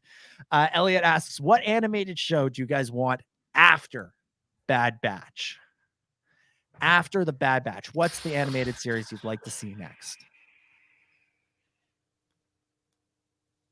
Let's go with Luke's Jedi Academy. Ooh. Let's go with that. That's what I would love to see. I think that's needed. I think we've got a lot of interesting information set up of what he's up to after Return of the Jedi. So I would love to see that in animated form. Let's do it. That would be sick. I'm thinking, I feel like everything between the movies is pretty well covered by other things, whether animation or live action. So I'm thinking like post Rise of Skywalker, something maybe to tie in a New Jedi Order, or a High Republic or even Old Republic type show that maybe could tie in with Acolyte or whatever else. I feel like anything you could do, especially in those eras, you could still like connect it to something and really make something. And also fertile ground to do pretty much anything. I think there's obviously been a lot of goodwill about the Clone Wars era. Bad Batch has continued that. Perhaps it will continue in the future. We don't know. Obviously, we've got Tales of the Jedi on the horizon with more of that. I don't think that's probably going to go away, but I would like to see a broadening in the scope of like what we see in animated stuff. And like, I've always been fascinated with like, do a Tales of the Jedi, but it's Exar Kun or something or another. Like do that, do crazy stuff like that. Like I love that idea, but like a full-on series about something in the far past or the far future would be really cool. Yeah, there's a whole bunch that I'd love to see. I think Luke's Jedi Academy is a great pick, Hannah. I think, Ben, you're right. Let's jump around the timeline. I could sit here and just name things I'd love to see. I'd love to see like the Crimson Dawn adventures. I'd love to see like a Captain Rex show. I'd love to like go between episodes 1 and 2 and see some Jedi adventures in there. But what I'd really, really, really like is I want an animated miniseries, Clone Wars style, finally telling us the story of Obi-Wan Kenobi and Satine Kryze and their love story. I want to know that story. Thank you. I want to see that. I want to bring back James Arnold Taylor. I want to bring back, oh my God, why am I blanking on her name? Anna Graves. Anna Graves, legend Anna Graves. Hell, bring back Liam Neeson or Liam Neeson's son who did the Tales of the Jedi voice. Like, get those guys in there. Do like a sick, like old school Mandalorian adventure, pre-Clone Wars with Obi, with Satine. Tell us that story. I think that would be really, really cool. I tell you what, do it in the style of Clone Wars where you kind of have a few plots going at one time. So the show will go for like, it'll have like 16 episodes in a season. And a couple of the arcs an episode will be about Kenobi and Satine and like what they kind of got up to. And then a couple episodes will be Anakin's training and kind of different missions and training modules like he goes on as a young Padawan. Wait, hang on. Is this the same time? Yeah, it's in between. It's in between Phantom and no, it's pre-Detect. It would be pre-Phantom. What? It would be because Satine and Obi-Wan had a fling while Obi-Wan was a Padawan before Phantom. I was honestly thinking the same thing, but I was like, no, okay, that takes place before Anakin's never met Satine until because Satine was with Qui-Gon and Obi-Wan, and by the time of Attack of the Clones, obviously Qui-Gon's gone. Okay, right. I'll handle this, Obi-Wan. Go find your girlfriend. All right, Anakin, she's not mine. It's classic. It's such a classic. Favorite, yeah. Okay, well, all right. Scratch my idea. I'm glad we came to this creative meeting. Yeah. I think you're thinking of the What If series. Ooh. Yes, probably. Yeah, the What If show. Sure. Oh, God, jeez. I hope that doesn't happen. Yeah, me too. Me too. See, there's where we'll make peace in our yeah. brawl in the We'll shake hands on that. Yeah, Yeah. on that, yeah. That's nice. That's nice. Okay. Let's go back to the Discord. Andrew asks, "What are your favorite memories of when you saw the prequel films?" Hannah, as what, you were born in what, like 2007? What year were you? That's offensive. 1999. Thank you very much. So you were still born in the late 1900s. Yes. What's any particular memories of the prequel, seeing the prequels for the first time in theaters or not, or at home? Yeah. You know what? I think, and I'm sure I'm a broken record with the story, is that I was like super critical of them. I have two other brothers. They sat me down and showed me the first 6 movies, all of them. We like watched them. It was like a special weekend thing. We all sat together and watched all 6 movies. And I was like, not sure about this. Nah. And I was like super critical and judgy of them, being like, okay, I kind of get it, I guess. Mm-hmm. And it would have been within a few weeks of that experience. And I was probably about 9 years old here. I was like, still thinking about Star Wars. I was like, okay, nice. All right. Yeah, well, I mean, they were kind of good. And then I watched them a second time, all 6 in a viewing. Nice. And I was like, this is good. Okay, this is pretty good. This is enjoyable. I wanted to watch this again. This was good. So yeah, the fact that I was like really critical and judgy of the first viewing of Star Wars, and then I came around to the idea of it. Seems super funny to me to how obsessed I am with them now, which is super fun. But yeah, that. Yeah, I mean, I've told this story before, but like this it doesn't have anything to do with the prequels. But the first time I watched Star Wars, I didn't want to watch it, and I actively chose not to watch it, and so I missed the opening like 20 minutes of it because I wanted to watch the hockey game that was on that night, and so like I didn't see the open, like everybody talks about the blockade runner and the Star Destroyer and all that, the opening of A New Hope. I didn't see that for like a year until I finally convinced my parents to rent the movie again, and let me actually see how Star Wars begins. But Ben, you are as I said, the old man of the group. You were born in what, 1982? Yeah, that's about right. Yeah, back in my day. Get the beard back out, Ben. Get it back out. I had Star Wars on VHS and DVD. Yeah, I got the box set. And yeah. I don't know where this is going. I don't know where this came from. And also, you're not that old. You were what, born 1990? What? Up 1. 2. Okay, great. I'm not that old. Come on, man. I just added 10 years to your life there. You 82? Okay, whatever, dude. Yeah, it's funny. Because like I said, I did not see Phantom Menace. But I did see Attack of the Clones was my first Star Wars movie in a theater. I previously seen the original trilogy, and I remember like being in the theater. I remember like being really like when the arena scene came up. I'm like, okay, this is so cool. Like I was jazzed about that scene. And that's about all I remember. Jazz. You were jazzed. I've never heard anything Star Wars related to be described as I was jazzed to see that scene. That is Ben Hart, ladies and gentlemen. That is the best description of Star Wars ever. Jazzed. I was jazzed. It's not one I use very often, but it describes it. And if you're going to use it on the arena scene of Attack of the Clones. Naturally. Anyway, continue. I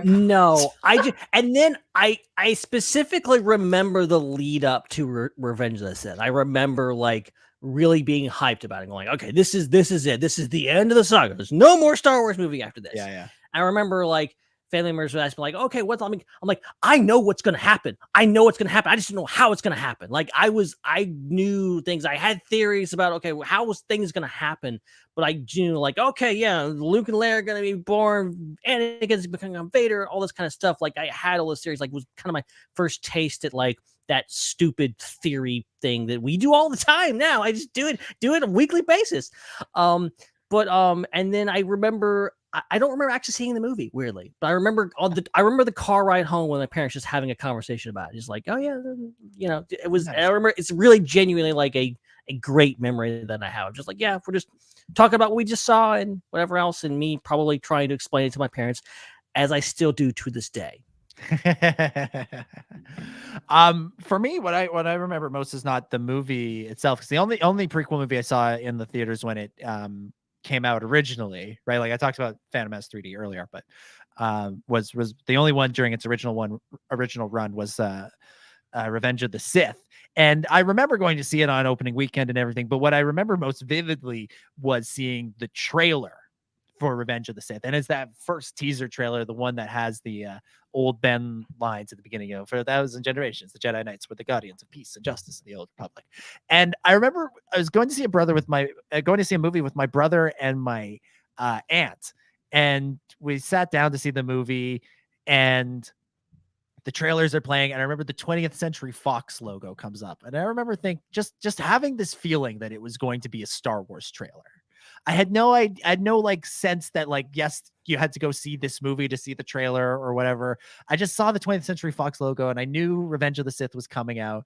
I'm like, I bet this is going to be a Star Wars trailer. And then the next logo is the Lucasfilm logo. I'm like, probably this feels like we're on the right track here.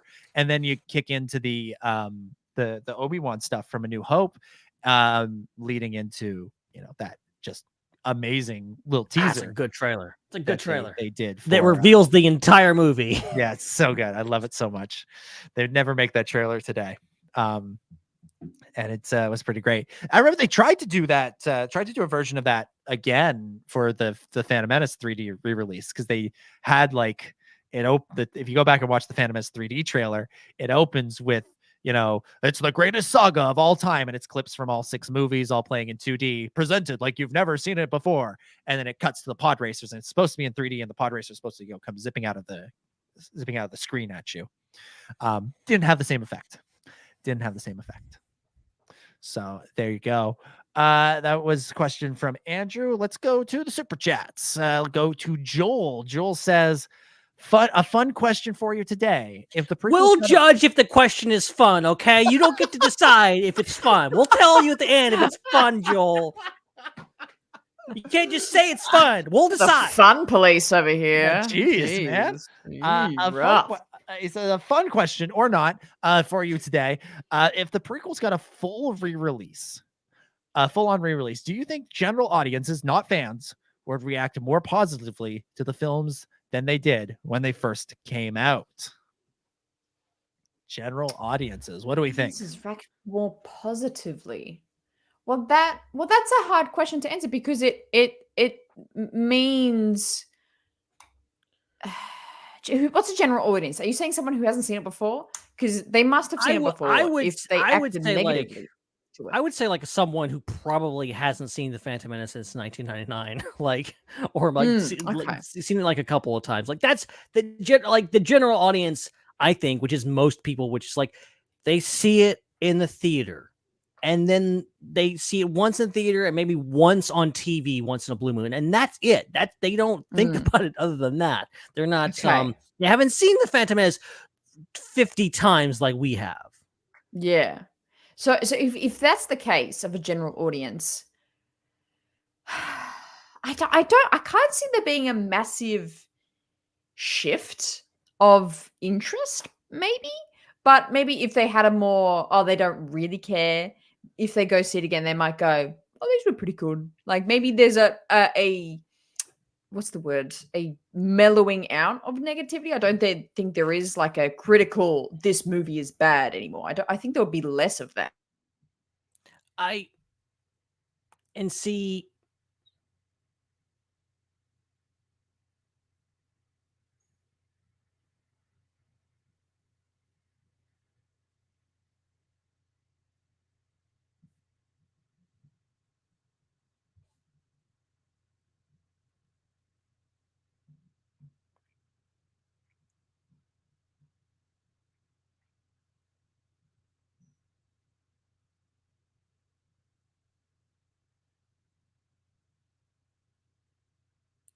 Uh-oh.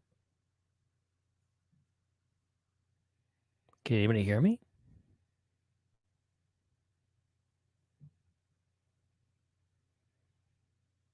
I had a great point to make, too. What did I just come back to?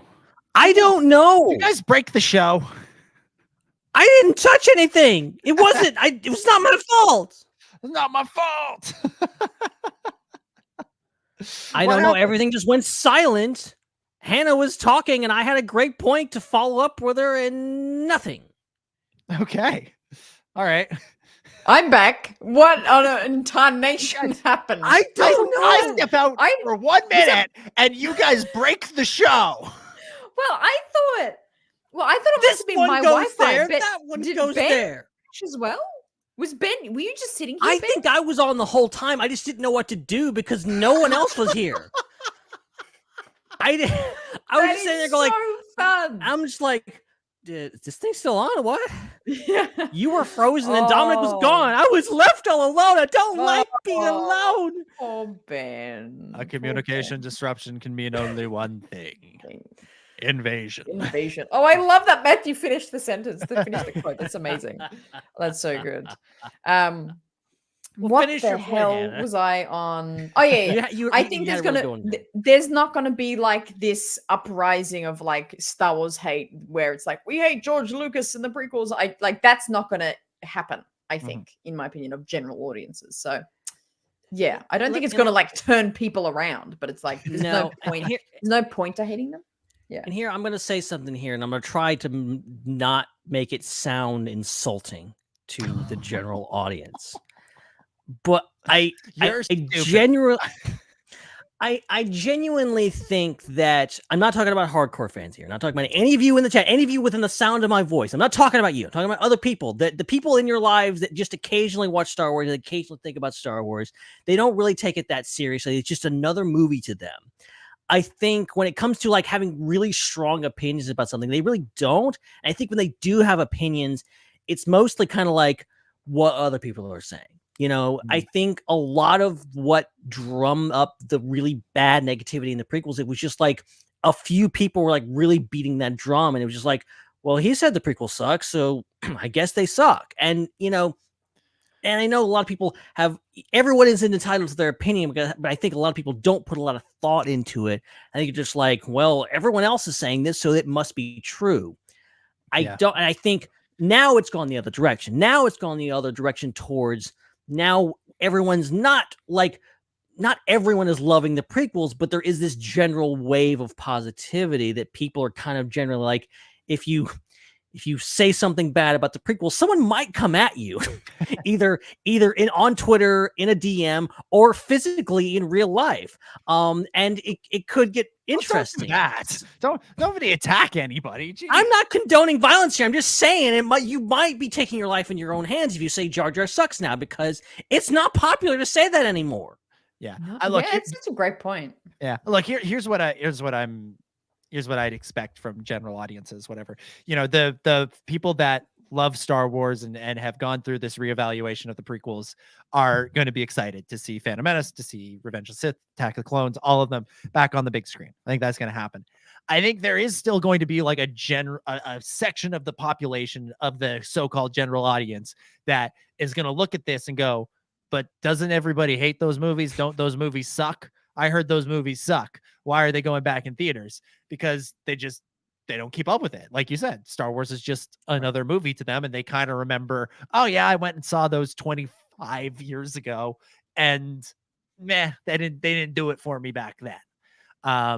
So I think there's that. Whereas, you know, you put Empire back in theaters or Return of the Jedi or Star Wars back in theaters and people go, yeah, I love that all the time.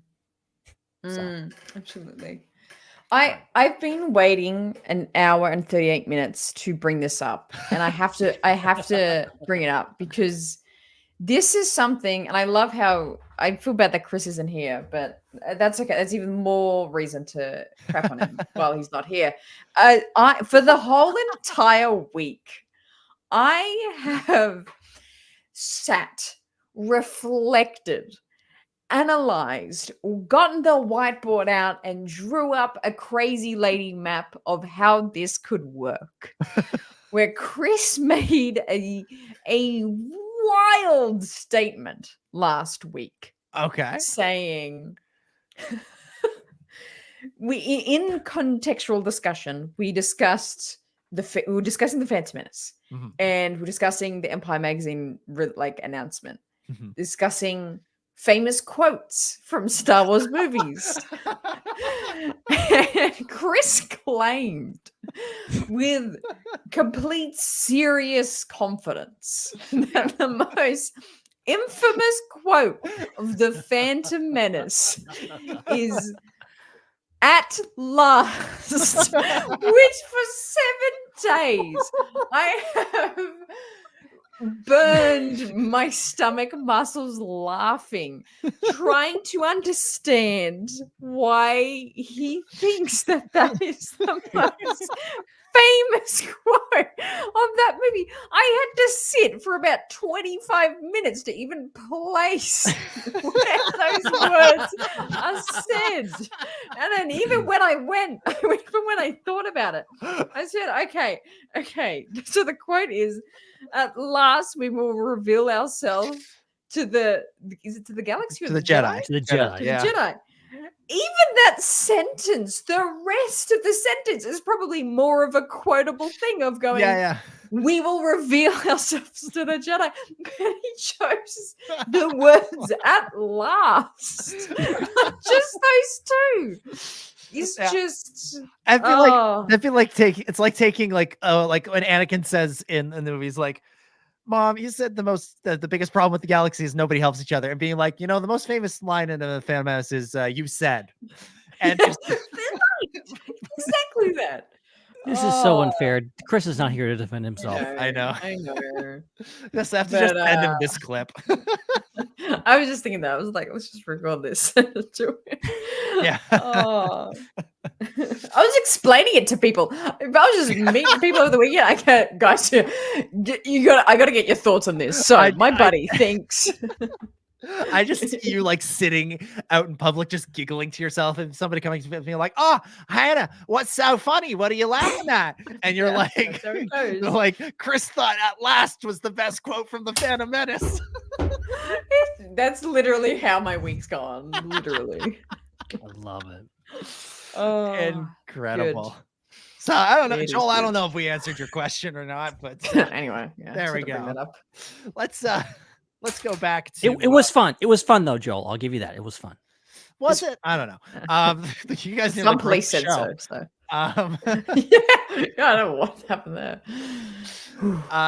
Next question comes from Ingenious on the Discord. They write, "Do you think when Bad Batch concludes, we'll get something connecting the show to Ahsoka's final Tales of the Jedi episode as it goes forward into the eventual Rebels era?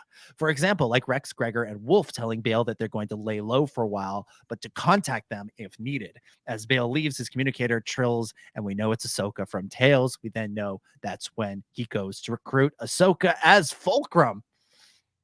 Be a pretty sweet little sequence describing there at the end of the series. I like that. I'm genuinely surprised Ahsoka hasn't shown up in Bad Batch, and there's part of me that like hopes she shows up in season 3 because I love Ahsoka and she's a great character. There's also part of me that's like, she can sit this one out. It's okay.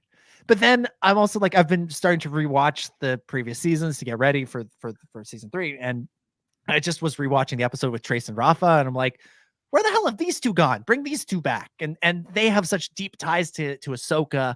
I mean, obviously it's sort of implied that their connection to Rex is through Ahsoka, and just there's a moment in that episode where you can like see in Trace's mind Ahsoka's like influence and her choices that she makes. Like it's a great little episode, and a sort of a epilogue to that arc from season 7.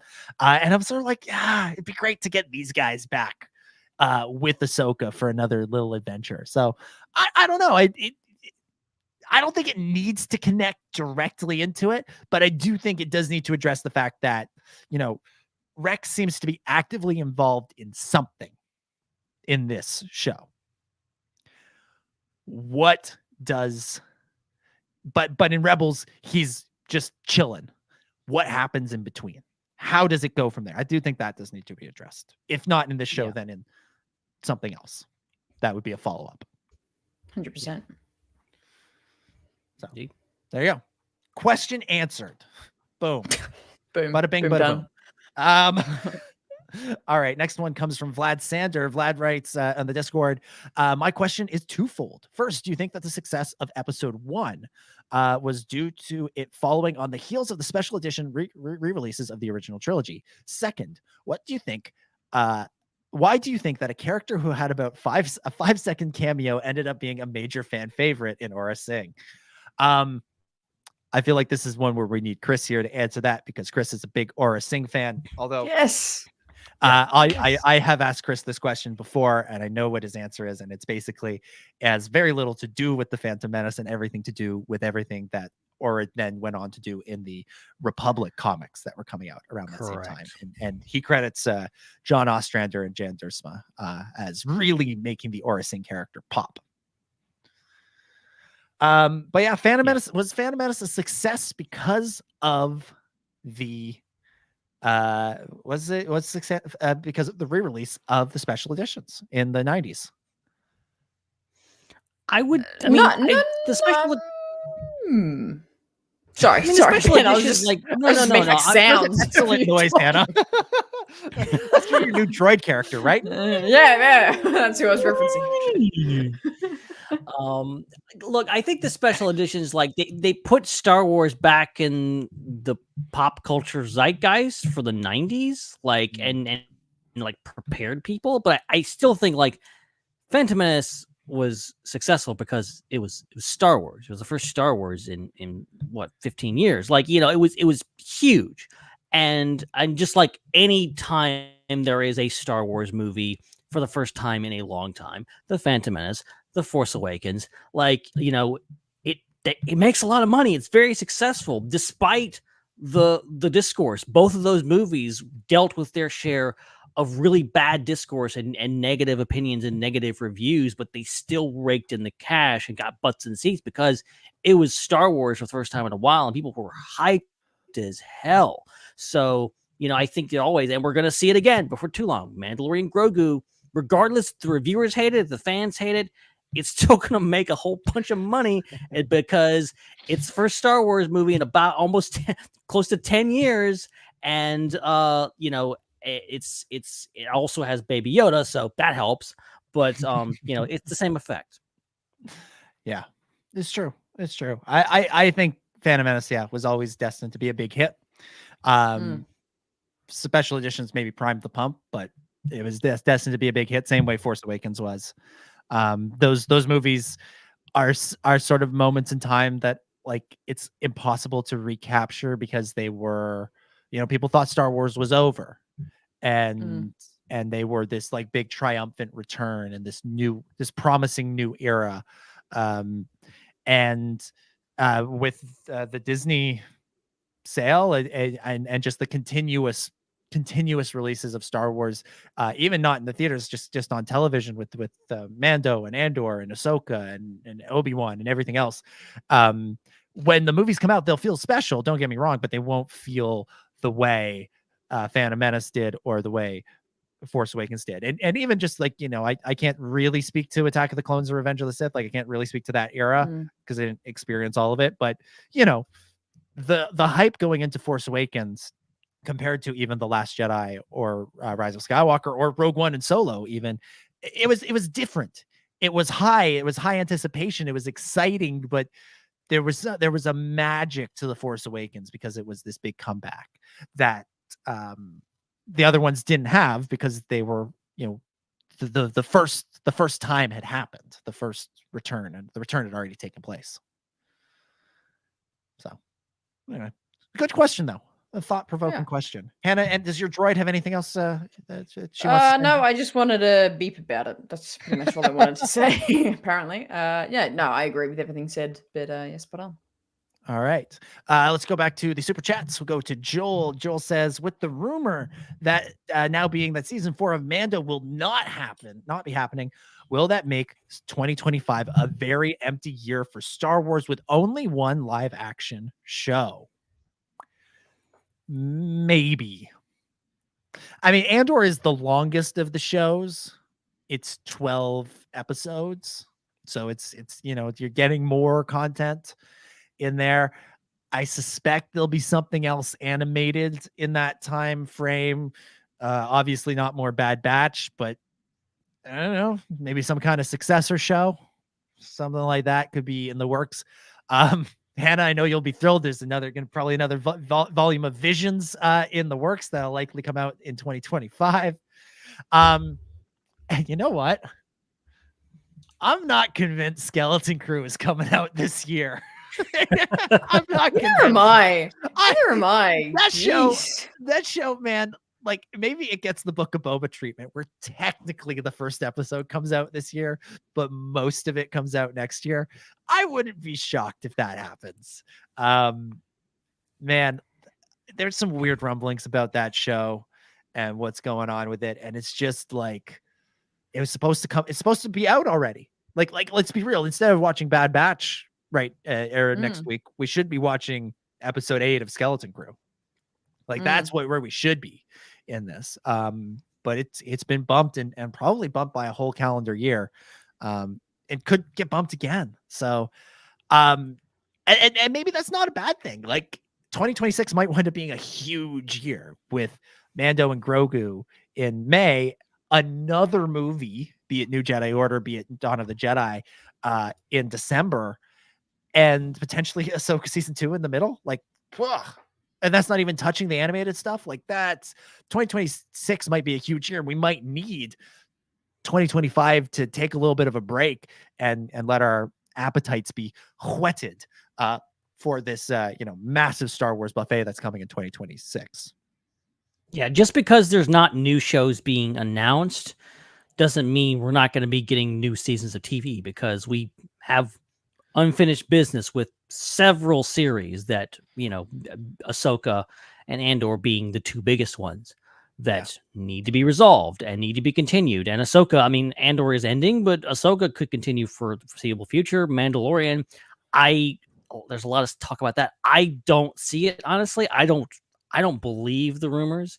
I think Mandalorian will never be done with TV. I think as long as they will continue as they see fit with that show. I think, yes, we're getting a movie, we're getting several movies, but I think once that's all said and done, they'll come back to the TV eventually. So I see Mandalorian season 4 happening at some point. Maybe not. It may take a few years. It may be, 5-10 years, maybe. I mean, after all said and done, but I think they'll come back to it. Yeah, it's true. It's a good point. I don't know if it's true, but it's a good point. All right, let's go back to the Discord. Kajira drops in with a question for this week. She says, it's been a long time since I've seen any of the prequels. I'm wondering if all the various Jedi Masters shown in Attack of the Clones, especially the Geonosis scenes, where many of them were called Jedi Master number 1 or Jedi Master number 2, etc., in the end credits before they I'm wondering if they have names now. Do they have names? Sorry, that might sound like a dumb question, but I just wanted to toss something in before I leave for Japan on Sunday. May the force be with y'alls, and see you soon. I feel like a lot of them have had names for a long time. I feel like, again, those comics that were coming out around that time really were much in the same way the Kenner toys named a lot of the Cantina creatures back in the day. I feel like the comics in the 2000s were just dropping names left and right for these characters, along with like the visual dictionaries and stuff. Yeah, the visual dictionaries did a lot, and there were source books, there was trading cards, there's so many different things back in the things, whereas like Star Wars has really developed the right reputation that like there are no small parts, there are no small characters, they're just characters that are kind of in the background sometimes, and all of them not only have a name but a backstory and whatever else. It's only recently we've had characters like Mithril the Mithril. And from Mandalorian, like they really Favreau and Filoni have been like just like, we're not gonna give them names. They're just characters. Or Frog Lady and Frog Dad or whatever else. Then it's just like the fandom is taking it around with it, which is great. But I loved how prominent Frog Lady and Frog Husband were in the Valentine's Day social media video. Yes, they were all my over that god, thing. it was so good. It was so Just good. amazing. And I speaking of naming characters of Frog Lady, from my conversation with the wonderful Misty Roses, who maneuvered and played Frog Lady, that was one of the questions I asked her is like, do you have a name for her? And her canon name for Frog Lady is actually Lily. And I was like, that's so nice. Perfect. I like that. Isn't that such a good name? Yeah. So that's what in her head canon, that is Frog Lady's real name. And I kind of like it. Yeah. It was only after the fact I realized it was like a pun because of like a frog and a lily pad. Yeah. I only just worked it out recently. But we gotta get on this and push it, because like our friends at Tatooine Sons, like they like campaigned that, like they like said, "Oh, the Porg that's with Chewie in Last Jedi, his name is Turbis." And they beat that drum so hard, and they got Rian Johnson to go like, yeah, okay, that's it. Like, that's it. They put him on the spot and they asked him the question. He's like, yeah, that's canon. Tell Pablo. And I love it. So we got to push this now. Yeah. Lily. I like it. Perfect name. Perfect name. All right. Next up, we have a question from Jesse. Jesse says, easy question tonight. Do you think that the re-release of The Phantom Menace is going to have any remastering or editing done to it to make up for it being 25 years since we first got it? I'm just picturing George like sneaking into the Lucasfilm offices to be like, oh, you're gonna release it, eh? Well, it's my time to shine. Yeah, I feel like if George were still in charge, there'd be some changes to it, something here or there. But Disney's not going to do that. They're not going to spend the time or resources on that. Phantom Menace, like compared to the other prequels, like has significant changes from its theatrical version to its DVD version. Like the pod race in theaters is in the theatrical cut is considerably shorter. The second lap is much shorter, whereas in this in the version that was in the 3D re-release and on the DVD, the Blu-ray and Disney Plus is George Lucas's true vision for it. So but yeah, if George were there, definitely, but without him, nah. Maybe they clean up the audio mix a teensy bit or something. So yeah, it's funny because like we got McClunky when Disney Plus launched, because George just like on his way out the door was on the way out the door, be like, yeah, throw in the McClunky. And we got when he that. signed the papers. When he signed the papers, he just put in like a brackets just underneath his signature saying, but you have to add McClunky to just like signed 4 billion. I'm wondering if there's like, this is the first time Phantom Menace has been in theaters since George left. Mm-hmm. Is there hidden changes that we didn't know about that's going to show up suddenly? I think if there was, we'd have seen them on Disney Plus, because that's where, like you said, that's where we got McClunky. Right. But what if though? Well, what if? I mean, what changes would you make to Phantom Menace? Like, what's a special edition-esque change that you would make? I would CGI. I would CGI that guy that's supposed to be Samuel L. Jackson, but is clearly not Samuel L. Jackson in the background. Oh my god, I love that deep fake Sam Jackson's face onto it. Yeah. Fix that. I like that wrong. Yeah, sure.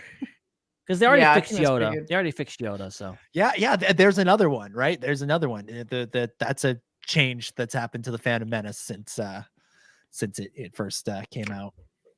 This is probably a controversial opinion. I would thicken the lightsaber blades slightly. Okay. I would thicken them. They're too pointy. In Phantom. Okay. Just personal preference. I would CGI all of the lightsaber hilts that are wrong in the Jedi Council scenes and everything, because Mace Windu's lightsaber is not his gold iconic purple lightsaber. He canonically has a different lightsaber in Phantom Menace because they had to retcon it. Here's mine. I would add one cutaway shot during a Jedi Council scene to a seat there and have Count Dooku just stroking his beard, listening and thinking. Wow. I love it. That's actually a very good one. Yeah. I was going to suggest the scenes where we have battle droids speaking. Change it to the comical fun version of Matthew Wood's version of the Clone Wars droids, and have the voices in those scenes. I love that. Coruscant, that doesn't compute. Oh wait, you're under arrest. I slipped on a banana peel and fell and broke my foot. I just got promoted. Yeah. So good. So good. All right. Final question for the night. This one comes from Matthew from Ion Cannon. This is a skill testing question, I think, directed at me. So he wants to know how many friendship bracelets are there currently in the Star Wars Underworld North studio? Oh. And now this is a question I cannot answer. So there's usually two. There's one on Vader, on the wrist there. There's one on the shock trooper over here. That's harder to see because it's kind of red. Now, BFFs, obviously. Yeah, obviously. Now Matthew's trying to troll because before the show he left this one on the microphone arm here, but I took it off because I was making some adjustments to it. So he's trying to troll with a trick question number 3. To which I say, Matt, you're wrong too, because it's actually 4. Because I've been wearing this one for the entire show. Ask a troll question, get a troll answer. There Biggest plot twist in Star Wars Underworld Podcast history. Wow. Nailed. My gosh. There we go. All right, that's it. That's it for the question. It really looks like we are in the same room, Dom. Really the brick, the white brick is the exact same. And especially when I put on the red light, it looks like if I just... Yeah, I'm gonna walk. It looks like I should walk onto your set, and we just. I don't like this. I'm alone again. Wouldn't it be we amazing? Should film. Yeah, wouldn't it be amazing if we switched places? That would be so good. Oh my god! Somehow we got to make that happen. It involves at least 2 transatlantic or trans-Pacific transcontinental flights in order to film this bit. I mean, I was going to suggest we should just take a picture of our backgrounds and use it virtually, so it looks like I'm there and you're here. Nah, you gotta spend hundreds of thousands of dollars on plane tickets to make that work. Nah, that's too easy. Too easy. I love it. Amazing. All right. Incredible stuff. Thank you to everybody who submitted questions on the Discord. Of course, join the Star Wars Underworld Discord. Link is in the description. You can submit your questions for next week's show. Send us fun questions. Yes, unlike the really, Ben will be the judge of it. Unlike the really serious ones we got this week. But yeah, Ben, I know Ben puts out a call a couple hours before the show for questions, but if you want to just leave them, pile them up during the week, we'll get to them. People are learning now just to leave them before because they know sometimes I'm just like, oh, he doesn't put the call out. Yeah, it's 2 hours till showtime. Crap. Ben's, it's 45 minutes before the show, and Ben's like, does anybody have any questions? We're like, please, somebody. But thankfully, people are paying attention. So yeah, thank you to everybody who submitted over there, and thank you to Joel for the super chats as always. But I think with that, we can begin to wrap things up for this week. Thank you, everybody, so much for listening. We will, of course, be back this time next week when we'll be reviewing Bad Batch season 3, episodes 1, 2, and 3. Yeah, right? The premiere. Yeah, it would be weird if we didn't. So we'll be breaking down actual Bad Batch episodes on this show next week. So make sure you tune in for that. 3 of them. 3 of them. 3 whole episodes. Incredible episodes, hopefully.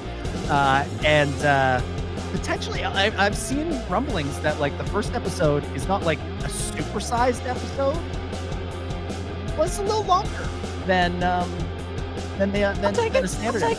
So it's pretty good, pretty good. So yeah, tune in next week. We'll be reviewing that, and of course we'll be reviewing the Bad Batch all throughout season 3 as we race towards the series finale. So make sure you are subscribed here on YouTube, on Spotify, on Apple Podcasts, wherever you get your shows. Do not miss any of that Bad Batch fun discussion. Ben, thank you as always for hosting tonight. Oh, it was an absolute pleasure as always, and it's kind of crazy. We've been anticipating Bad Batch for so long, and now it's here. We get to talk about. I don't have to wonder what we're going to talk about next week. I know exactly what we're going to talk about. It's going to be great. So yeah, 3 episodes of Bad Batch, and then at least one episode per week for the next several weeks. Sometimes 2 episodes. We're gonna have some mid-season finale or something going on in there with some duologies in there. So I cannot wait for all that. It's gonna be great. Back in the Bad Batch era. Cannot wait. And but if you for some reason want to hear more of what's coming out of my mouth right now, you can go check out Hype Function. Just dropped a new episode. We recorded it last night, and it was a lot of fun. We talked about a whole day. Obviously Star Wars related, Mandalorian, Grogu, but also a whole lot of other stuff and stuff that I never get to talk about on this show because you guys won't let me talk about it, and Jeff does. So there we go. It's great. So go find Hype Function on social medias and in your favorite podcatcher. Well, if Jeff is so great, why don't you just podcast with Jeff? No. Well, maybe I will. Yes, go check out Hype Function. Check out what Jeff's doing. It's awesome stuff. Hannah, thank you as always for being on. Thank you so much. I had a blast as always, and I will continue my research into statistically how popular is the phrase "at last" from The Phantom Menace. I will work day and night to find that answer for you guys. Good. But, I another look great forward show. to the full report. On the desk by Monday. Yeah, absolutely. And of course, everybody should be checking out the Raeside. You're gonna have tons. You already have tons of great Bad Batch content coming out. You're gonna have even more in the weeks and months to come. So make sure you subscribe to the Raeside on YouTube. Subscribe to Hop Off the Press too. Why not? Might have some stuff over there soon. Cool. So DominicJones.substack.com. That's the place to find that. And follow us on social media, specifically on Threads. We're at the SWU on Threads and nowhere else. Follow us there. Join the Discord. Link in the description. Submit your asking your questions. Join in on the discussion. Play in the game night. It's a lot of fun. Become a channel member on YouTube if you'd like to do that. And make sure you check out all of the other wonderful shows on the Star Wars Underworld Network, like aforementioned Raeside, Ion Cannon, Tales from Beyond the Galaxy, The Tractor Beam, and more coming soon? Question mark? Pretty exciting. That's it. That is it for this one. Thank you, everybody, for listening. We'll see you next week to talk about the Bad Batch. Enjoy the premiere for Ben, for Hannah, for Chris, who isn't here, and we'll hopefully be back with us next week. My name is Dominic, and may the Force be with you.